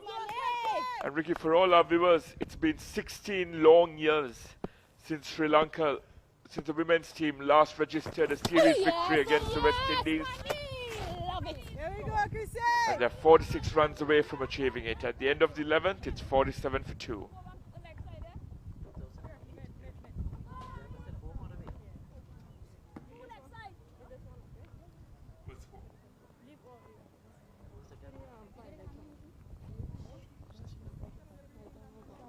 So 11 overs, 47 for 2. Viren giving us some interesting stats. It's been 16 years since Sri Lanka beat West Indies in an ODI series, or was it a clean sweep or beat West Indies in a series? We won that series 3-2, but in 2003, we played 2 back-to-back ODI series against the West Indies in the Caribbean and won it 6-0. So that was our last consecutive clean sweeps against the West Indies, so that's 21 years ago. Yes, Sri Lanka were dominant. West Indies were probably fairly new to the women's cricket at that time as well. Sri Lanka had been playing, and they had some good players. West Indies have caught up since then, and that last series was when Sashikala Siriwardena was the Sri Lankan captain in 2008. So yes, West Indies have since then come up in their ranks, come up over the years, had some brilliant players. But once again, this dominant performance certainly helped, and Sri Lanka now are up there. If they keep performing like this on the world stage, they'll certainly be up there with the top-ranked teams on a continuous basis.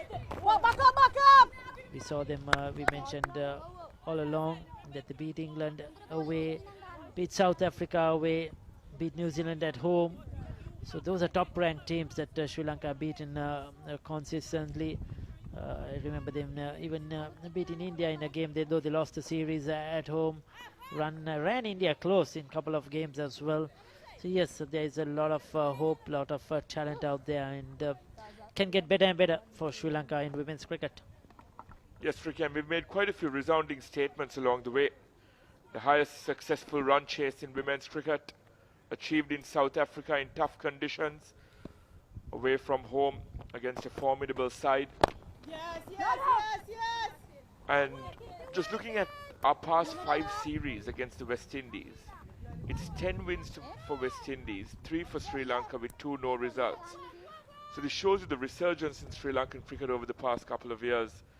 And kudos to Chamari Atapattu, Ramesh Ratnayaka and Sri Lanka cricket for giving these youngsters a platform to shine. Yes, Christina. Yes, Christina. And giving them live coverage as well to increase the fan following. Yes, Ramarak into the attack, bowling a first over, the right arm off spinner that was chipped in the air, played a bit early. Wishmi Gunaratne, but away from the fielder. Yes, that was important to note there.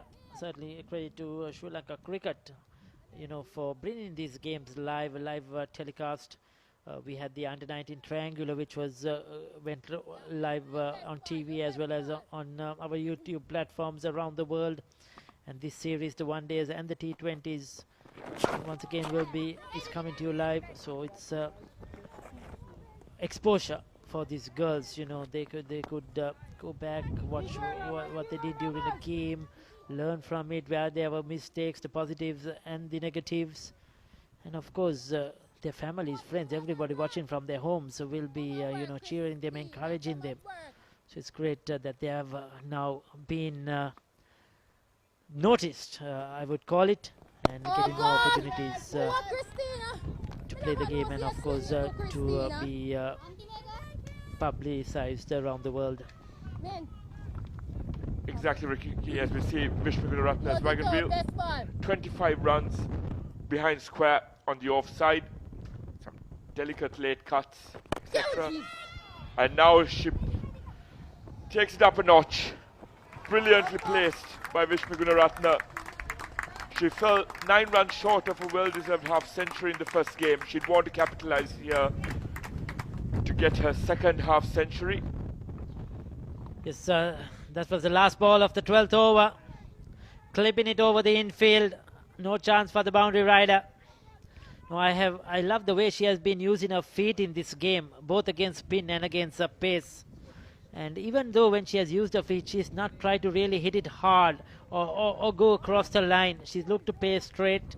This one more towards that mid-wicket region, but with a much straighter bat as well. So she's has a plan. She knows what has to be done, and so far she's executed those plans really well. After 12 overs, 50 on the board, 53 for 2. Sri Lanka. So just another 40 runs required with 8 wickets in hand. And Ricky, just quickly wrapping up the discussion we've been having on the resurgence of Sri Lanka cricket with the women's side. We have so many household names in the men's team. And we've had Chamari, Atapattu, Shashikala as household names in the women's game. But with this live coverage, you'll have people idolizing Vishnu Gunaratne, idolizing Dilhari, idolizing Achini, Inoka, Ranavira, etc. And that bodes really well for Sri Lanka cricket, as does this shot. Very well played by Dilhari.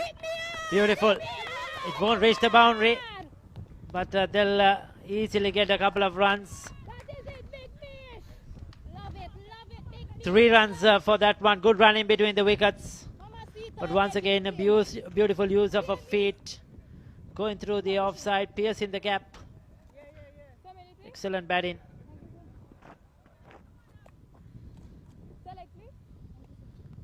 That was copybook stuff.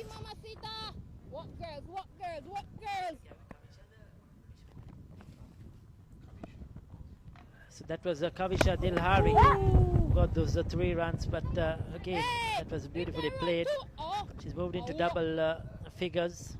She played a few very important knocks in the qualifiers, T20 qualifiers for Sri Lanka. Another player that has grown with maturity. Afi Fletcher was one of West Indies' most effective and prolific bowlers in that first game, but she hasn't found her line here, and Dilhari unfortunate to not penetrate that gap on the offside. Well fielded by Connell in the inner circle. It's, she struggled with the length, in fact, Fletcher. She's either been too full or either been too short. You could see this one too short. She gets away with it. Couple of full tosses in the last over. She was very good with her length in the last game. See, that's where she needs to be bowling on a consistent basis. Fletcher, she's their wicket-taking option in these middle overs. Leg spinners generally are, whatever format it is. So they need Amy Fletcher firing. They don't have Hayley Matthews in this game, the experienced Hayley Matthews.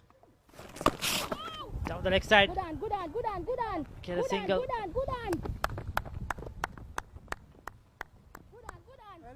So 13 completed, 58 for 2.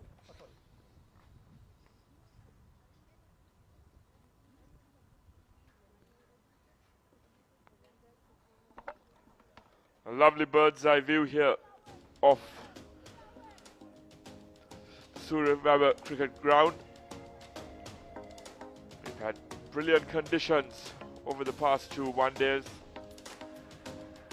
We hope that we have the same for the final one-day this Friday, as Sri Lanka look for that elusive clean sweep against the West Indies,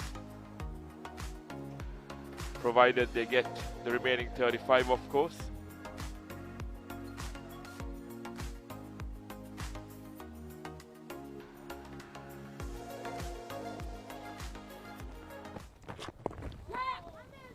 Ramharak continues.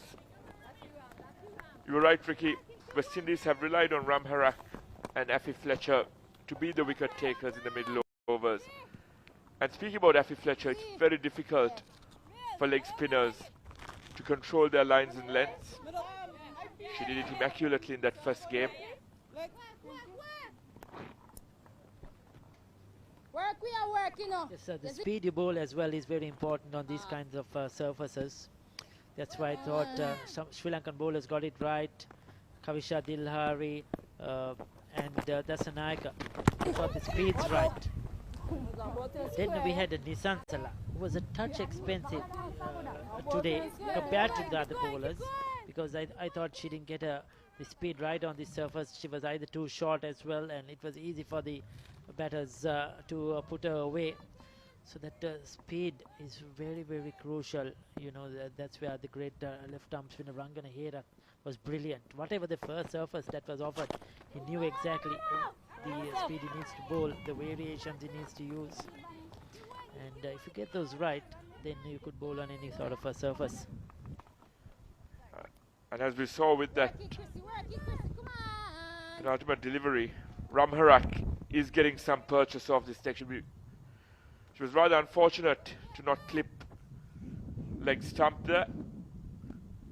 And this is where West Indies will rue their missed opportunities. The pitch is beginning to wear down. It's the second game played on this same strip. Had they posted something for their spinners to defend, this could have been a mouth-watering contest.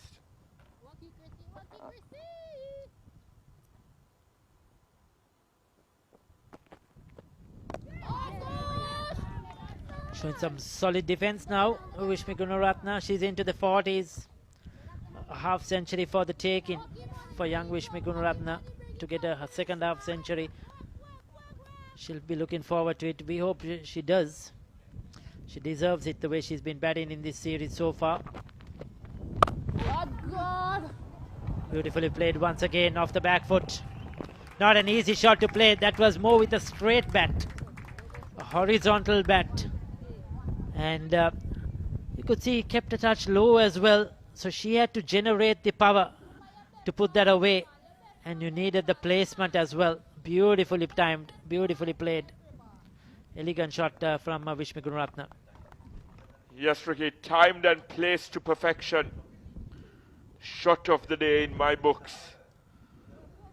And 6 shy of what would be a well-deserved half century for Vishmi Gunaratne. We spoke about converting your starts. It's a prime opportunity for her to do so, and there was some kick off the deck there for Ramharak. And at the end of the 14th, it's 64 for 2.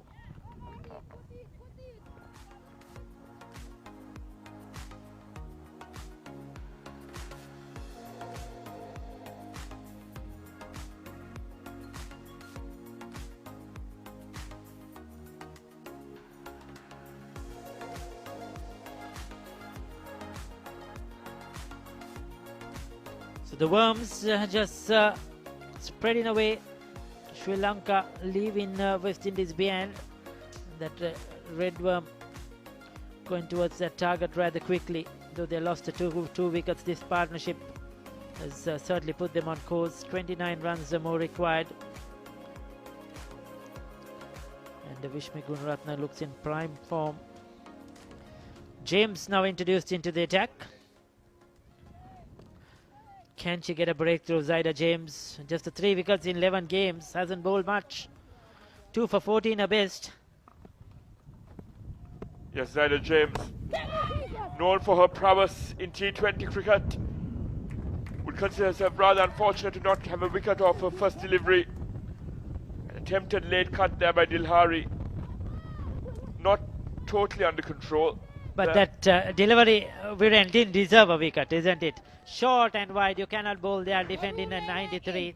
It was easy pickings for Kavisha Dilhari. Yes, it was uppishly played, but well away from the field as well. I think she knew exactly where she wanted it to go. That was a poor delivery to start off.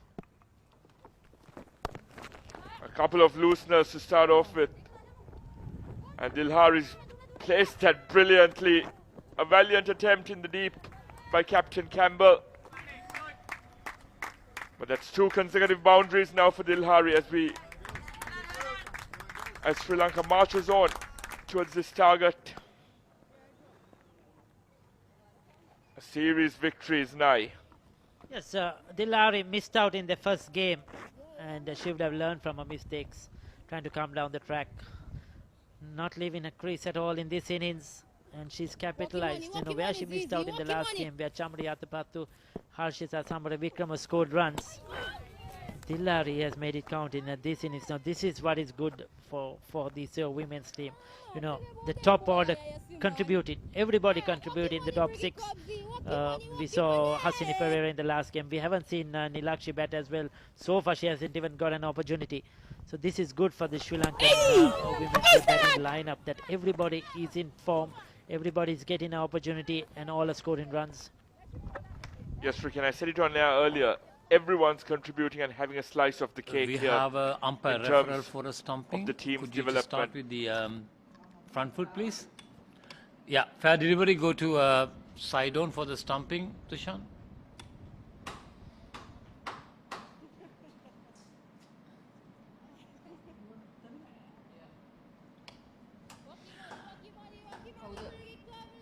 Okay, thank you. The foot was well behind the popping crease. My decision is not out. Thank you.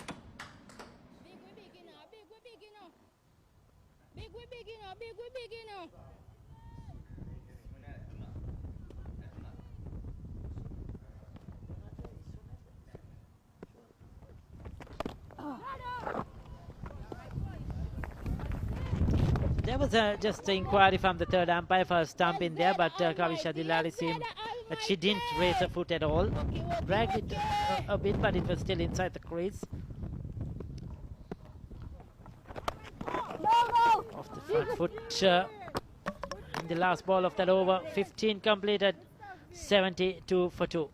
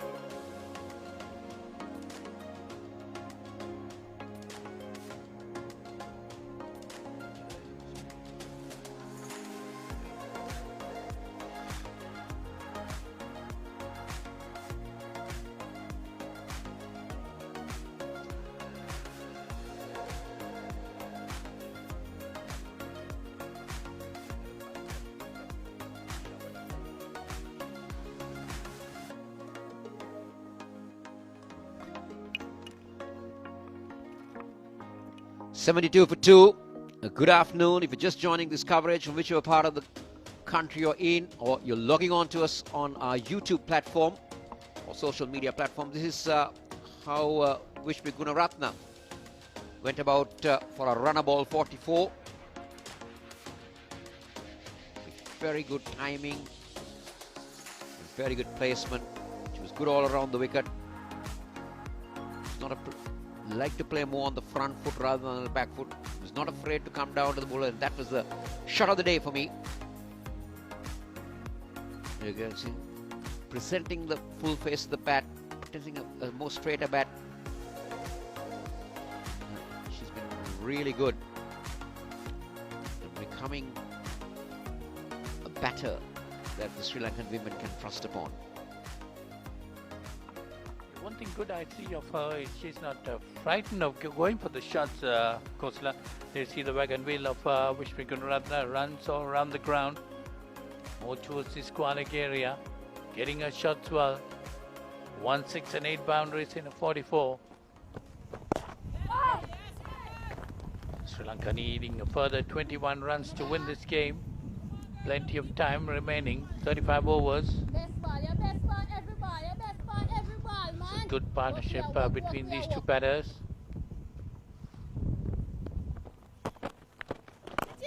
Again comes down the wicket and hits it full, flooded towards the mid-wicket area. Reads the fielder right down, just a single. Not afraid to come down the track. We saw her doing it against the faster bowlers as well. Dilhari, good supporting role, 22 of 30. These are the batters that look to take Sri Lankan women's cricket to the next level.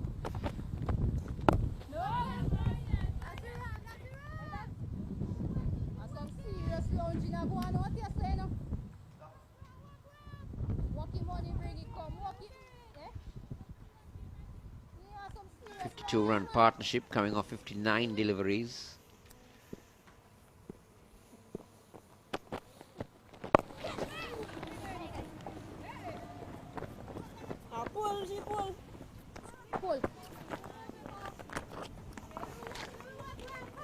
We're talking about these two batters, Wishmi Gunaratne, just 18 years of age, and Kavisha Dilhari, 23 years of age. Definitely the future of Sri Lankan batter. 45 to Wishmi Gunaratne, 23 to Kavisha Dilhari. You see a strike rate of 97.83. That's in this innings for Gunaratne. Goes down and hits it. That's gone over the rope, or it's a boundary. So boundary takes her on to 49. Well, as I was telling earlier, she's not afraid of playing those shots. That's what is important. Yeah, once again, pick the tossed up delivery from Ramrak. And he picked her spot very early. And very well done. There you go. Good head-eye position.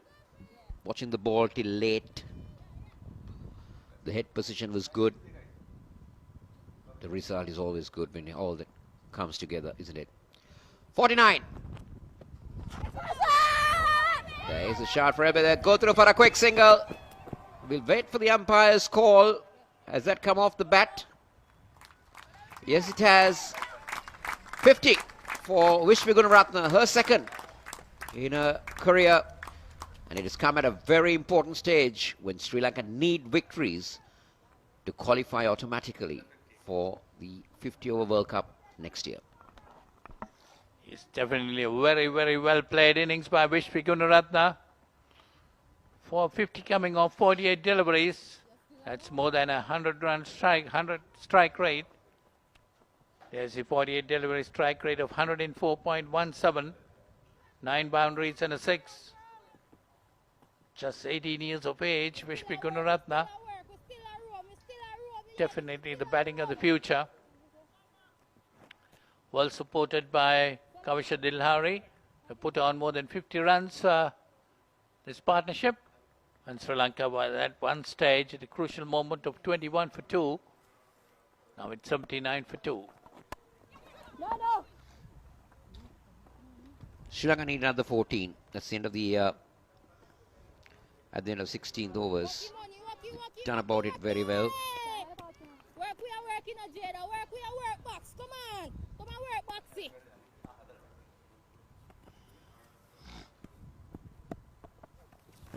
Catch, Chin! And good catch. Very well taken.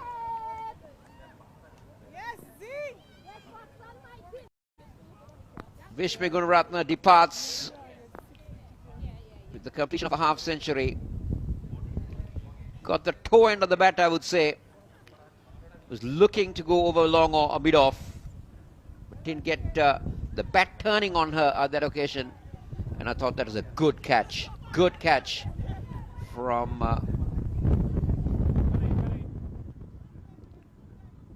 so Vishme Gunaratne departs. Caught Henry, bowled James for 50. Sri Lanka 79 for 3. Well, that was the end of a very good innings by Vishme Gunaratne. 50 coming off 50 deliveries. Well, as you said, I thought the bat turned in his hand. She didn't get hold of it properly. And of course, a very, very good catch taken by Henry. So this brings Hasini Pereira into the wicket, batting at number 5. Hasini Pereira played very well the other day. She was 43. She got 43. You see the statistics of her: 669 runs, 16.32 average, a strike rate of 62.39, best being 46. Just 14 runs needed for Sri Lanka to victory. Polly, no, this is the, we'll come back to that. This is the fall of the previous wicket. Now, in your cricketing days, those days, when we have early finish to a game before tea, what do you plan to do? Look, you normally look at what are the 3:30 films that you can go and see. That's exactly what I was going to tell you, right? Well, definitely, yes. But these days you can't do those things. Got to go to your hotel and enjoy it there.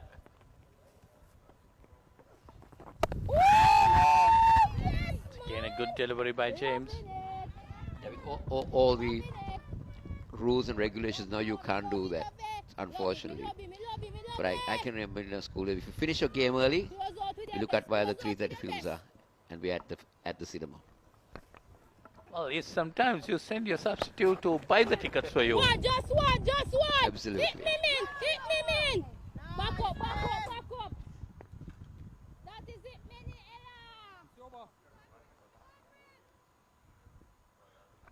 17 overs completed, 80 for 3.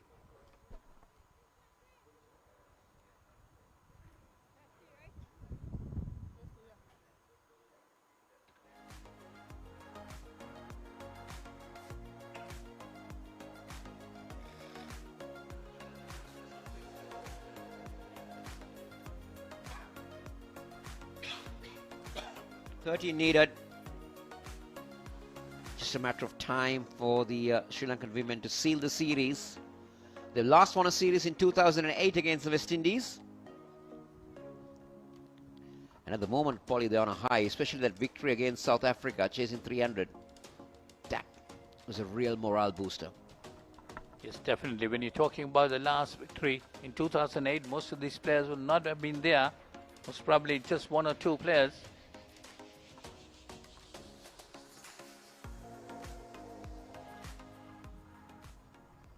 So they won that in 2008. Chamari Attapat has made her debut in 2010. So she's definitely not in that. Was not in that. Oh, that's a beauty. That's a beauty. Hasini Pereira played down the wrong line. And Ramrak has got through bat and pad to pick up the 4th Sri Lankan wicket. Super drift there. Look at that. Pitched. And that one went the other way. And Hasini Pereira was all at sea. She departs for 1. Sri Lanka 80 for 4.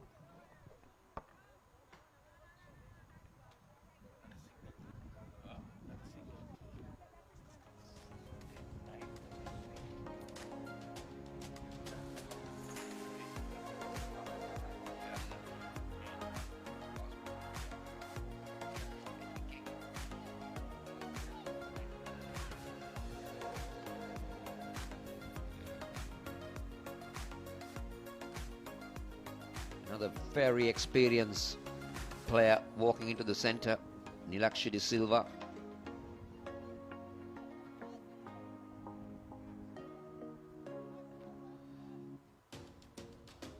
"36 matches, best of a 50. Well, that strike rate is very interesting, Polly. 230.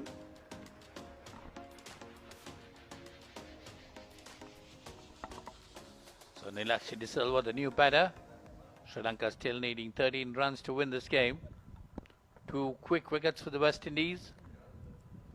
But the wickets are coming a bit too late, Kosala.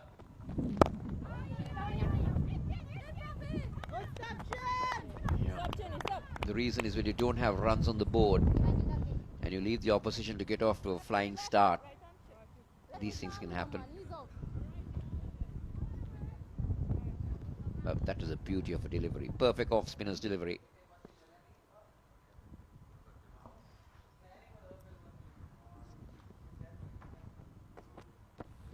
Oh, that turn. That did too much to me. That would have been missing leg stump.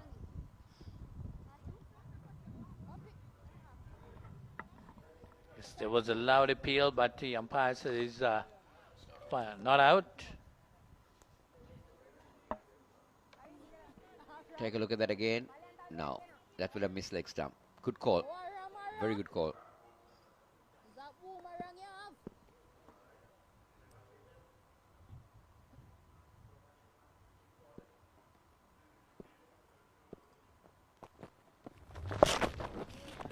And this time she gets bat on ball.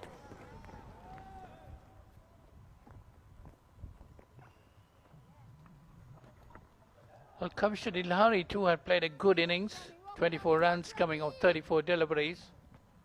She came in when Sri Lanka was 21 for 2. Put up a good partnership with Vishmi Gunaratne. Again, worked away nicely this time by Nilakshi De Silva. Gets a single. Taking the score on to 83. Keep working, girls. Keep working, girls. Yeah, walk your money, bring it come. Walk your money, bring it come.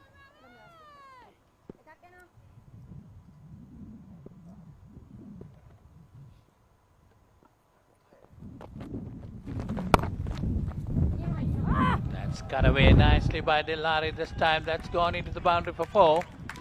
So just 6 runs more needed for the Sri Lankans to get the second victory in the series. And it is, well, with that win, they might seal the series too. Well, they'll definitely seal the series.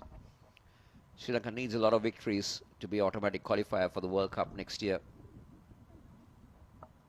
They will be, they've already qualified for the T20 World Cup that comes up in October in India, in Bangladesh. The World Cup is in India next year. Yes, definitely, Kosala. Sri Lankans will be looking for victories. They might be wanting to win the third match too.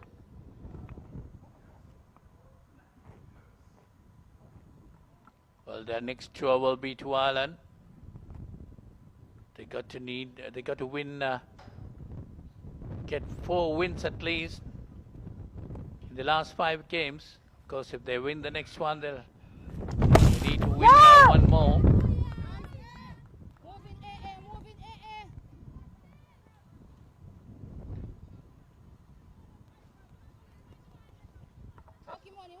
Walk your money.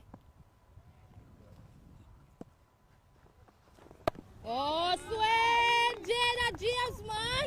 Nilakshi De Silva and Dilari. Love your work, Jada. Love your work, Jada. Needing 6 more runs to win. Batting watchfully. That is it, man. Plenty of time remaining in this game. Oh, Jesus.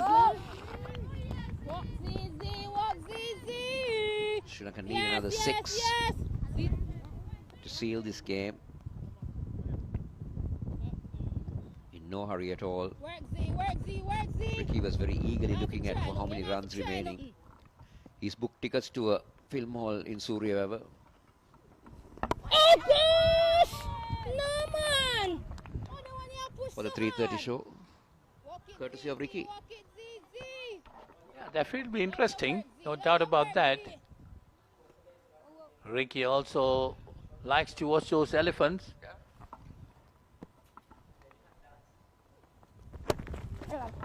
That's put away nicely by Nilakshi De Silva. Just gets a single. Your best one, Jada. Your best one. So just 5 runs away for the Sri Lankans. Your best one's easy. Your best one. Your best 31 overs remaining. Well, that's going to be a big victory.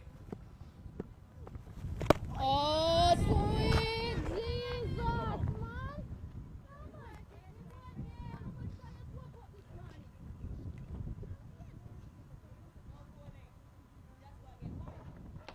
So 19 overs gone. It's 88 for 4 Sri Lanka.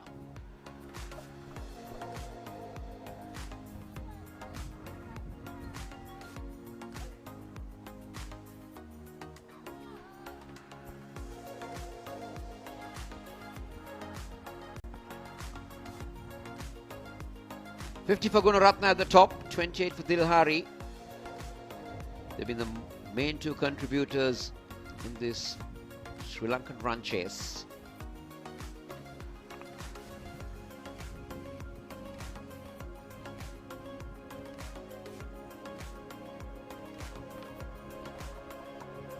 Very few spectators watching the game.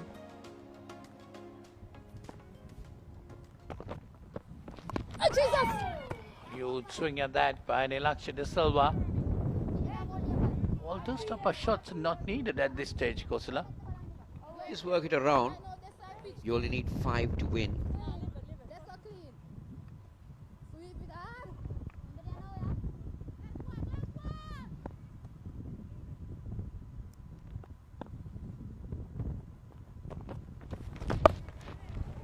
And this time she gets bat on ball, just a single.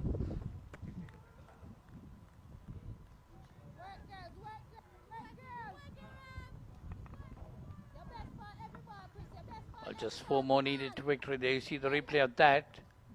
Swept away, straight down towards deep square leg. That was Nilakshi De Silva. Now Dilhari, Kavisha Dilhari played a very good innings. She's got 28 of 36 deliveries. Sri Lanka just needing 4 more runs to win this game. 30.4 overs remaining.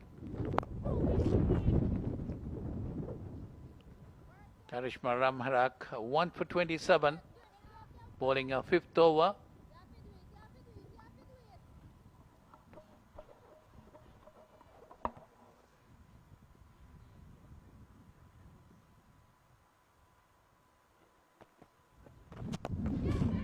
And this time she's gone. She was trying to finish it in a hurry, but only finds Henry at mid-on, and Kavisha Dilhari departs.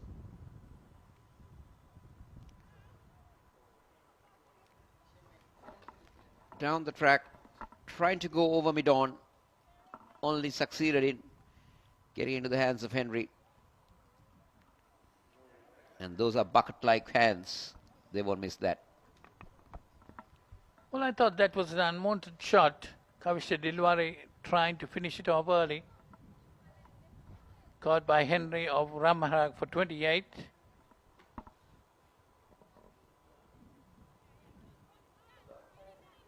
So Sri Lanka 89 for 5. Just 4 more runs needed. They've lost 3 quick wickets. So Anusha Sanjeevani batting at number 7, the wicket keeper of the Sri Lankan team. There see the stats. Hers 329 runs, 46 being her highest. Average of 11.75, strike rate of 50. Capable batter.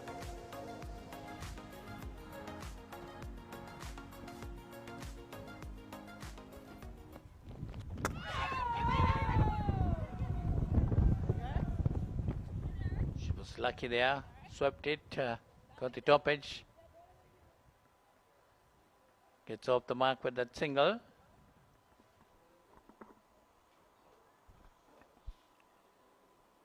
Tilari was trying to clear mid-on at that occasion.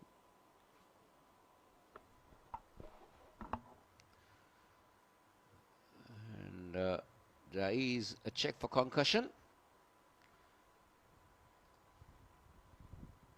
This is a rule of the modern day cricket, Polly, that if you hit on the helmet, that you need to go through a certain drill to see whether you are good enough to continue, or you can retire back to the pavilion and you can be replaced as by a concussion player. So those are the modern day rules of the game, and that's why the West Indian physio was out there and going through all that drills. And this is what happened. Mistime sweep, bang on the helmet.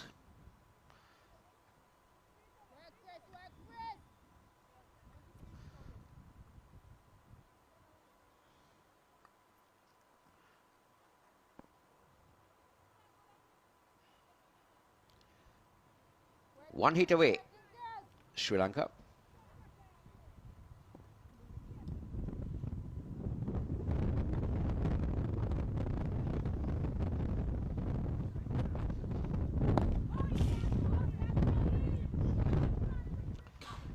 "20 overs done, it's 90 for 5.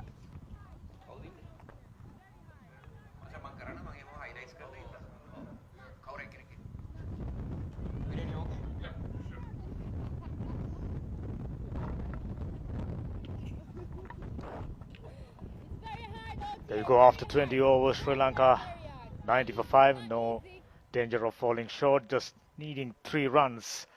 De Silva not out on 4, Sanjeevani on 1. Sri Lanka lost a couple of wickets more than they should have.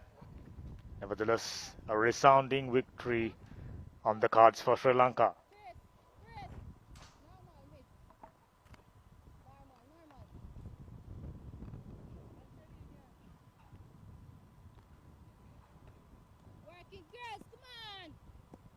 Three runs away.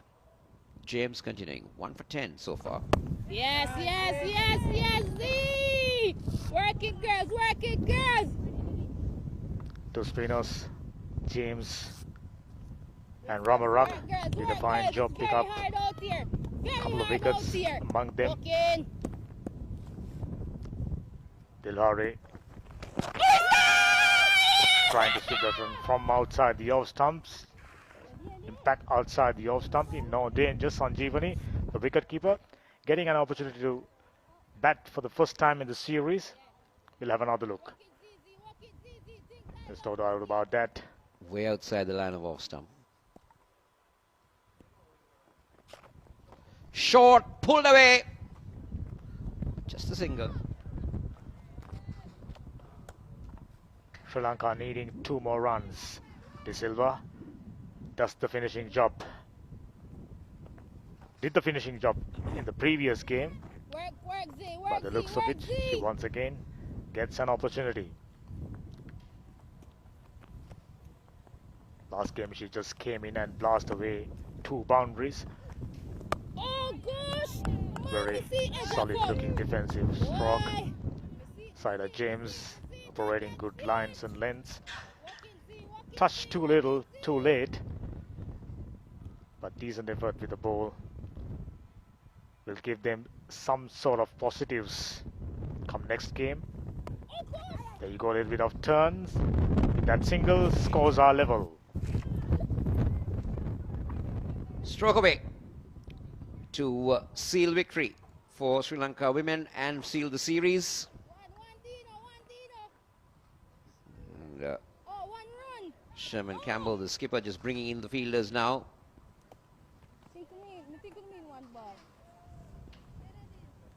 Sider James. This one, this one, this one. Very hard. Will this be the last ball? Very hard. Okay. Make it go in the next one. Series victory against West Indies came in 2008, long time back. Sri Lanka waited for a long time for this moment. We'll have to wait a little more, as after 21 92 for 5.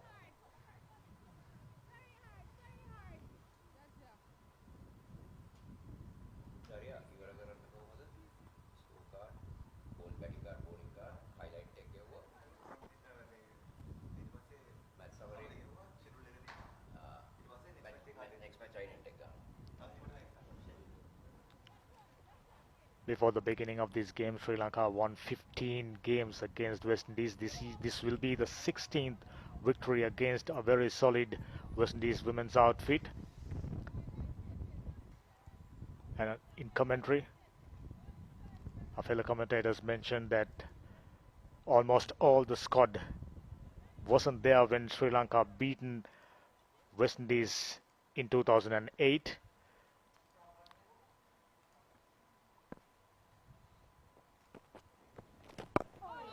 Once again, in no hurry, De Silva played that one defensively.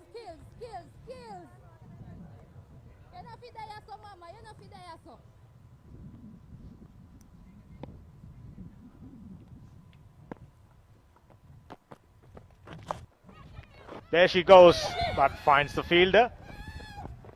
They completes the single and a resounding win for Sri Lanka. 2 out of 2 series done.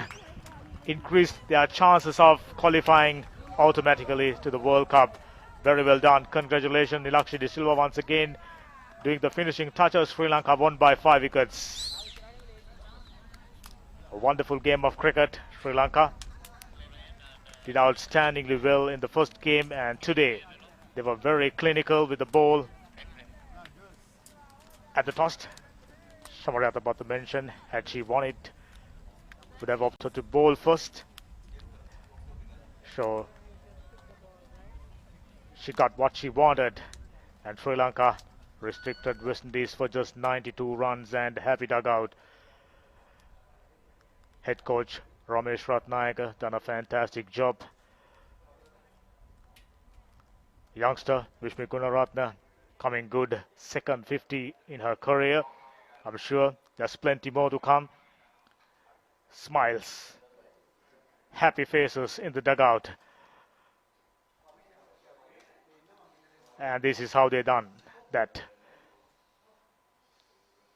Very strong sweeper, straight to the hands of the fielder, but 2 batters had ample time to cross over. With that, Sri Lanka wrapping up the series. Next game will be on the 21st. There you go, very proud skipper. Didn't do much with the bat today. Got out early, but the youngsters done a fantastic job. No hiccups.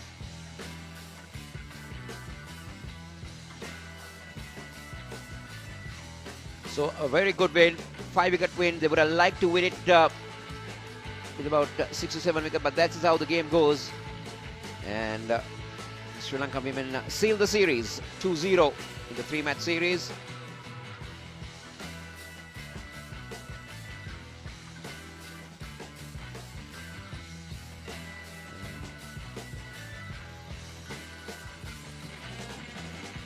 Handshakes all around.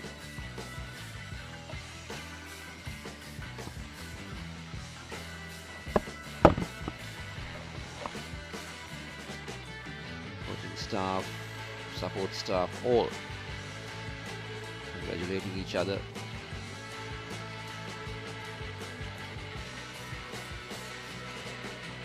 Ramesh Ratnayaka will be a very happy coach.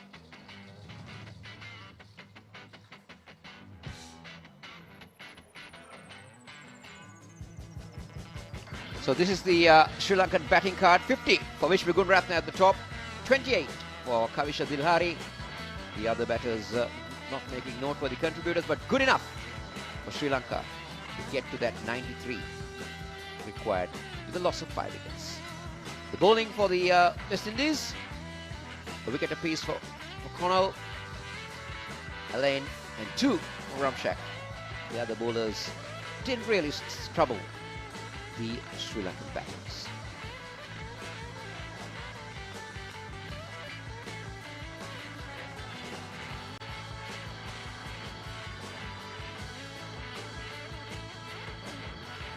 So the Sri Lankan run chase began with Gunaratne and Athapattu. Gunaratne was on the ball from ball number 1, getting into boundaries, but they lost the most experience and their captain very early.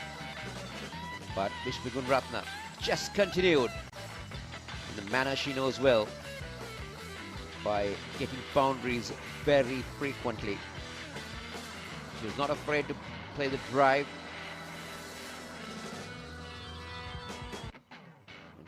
And that was a shot of the day. And she just kept on going on and on.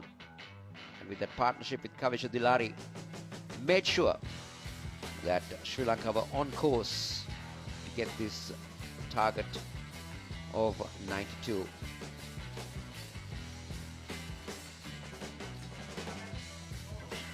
Gunaratne was good all around the wicket. Not afraid to cut, not afraid to pull. Very good on the nudges and touches.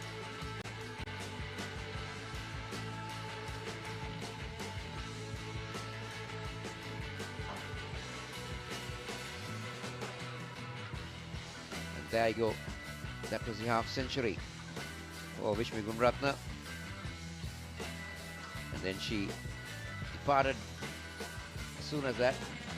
And then that, I would say, was the ball of the day. She's concerned. But then De Silva, with her experience, made sure that Sri Lanka got home quite comfortably with the loss of 5 wickets.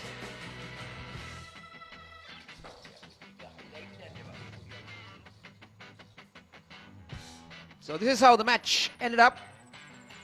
The West Indies electing to bat first, bowled out for 92, a top score of 24 for Williams in the bowling, 4 for 20 for Kavisha Dilhari being the pick, 2 wickets apiece for Kulasurya and Athapattu. In reply, Sri Lanka 93 for 5 in 21.2 overs, with Bishmi Gunaratne making a half century, supported well by Kavisha Dilhari for 28, 2 wickets for Ramshak, and a wicket apiece for James, Connell and Allen.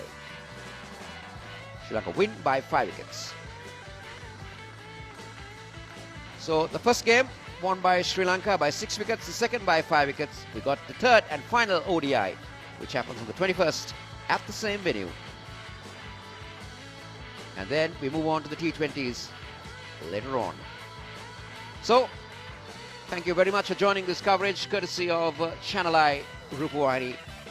It's West Indies versus Sri Lanka, live from Hambantota on the 21st of June for the third and final ODI of the series. Hope you enjoy this coverage. So till we meet again on the 21st, live from Hambantota, it is a very good day to you.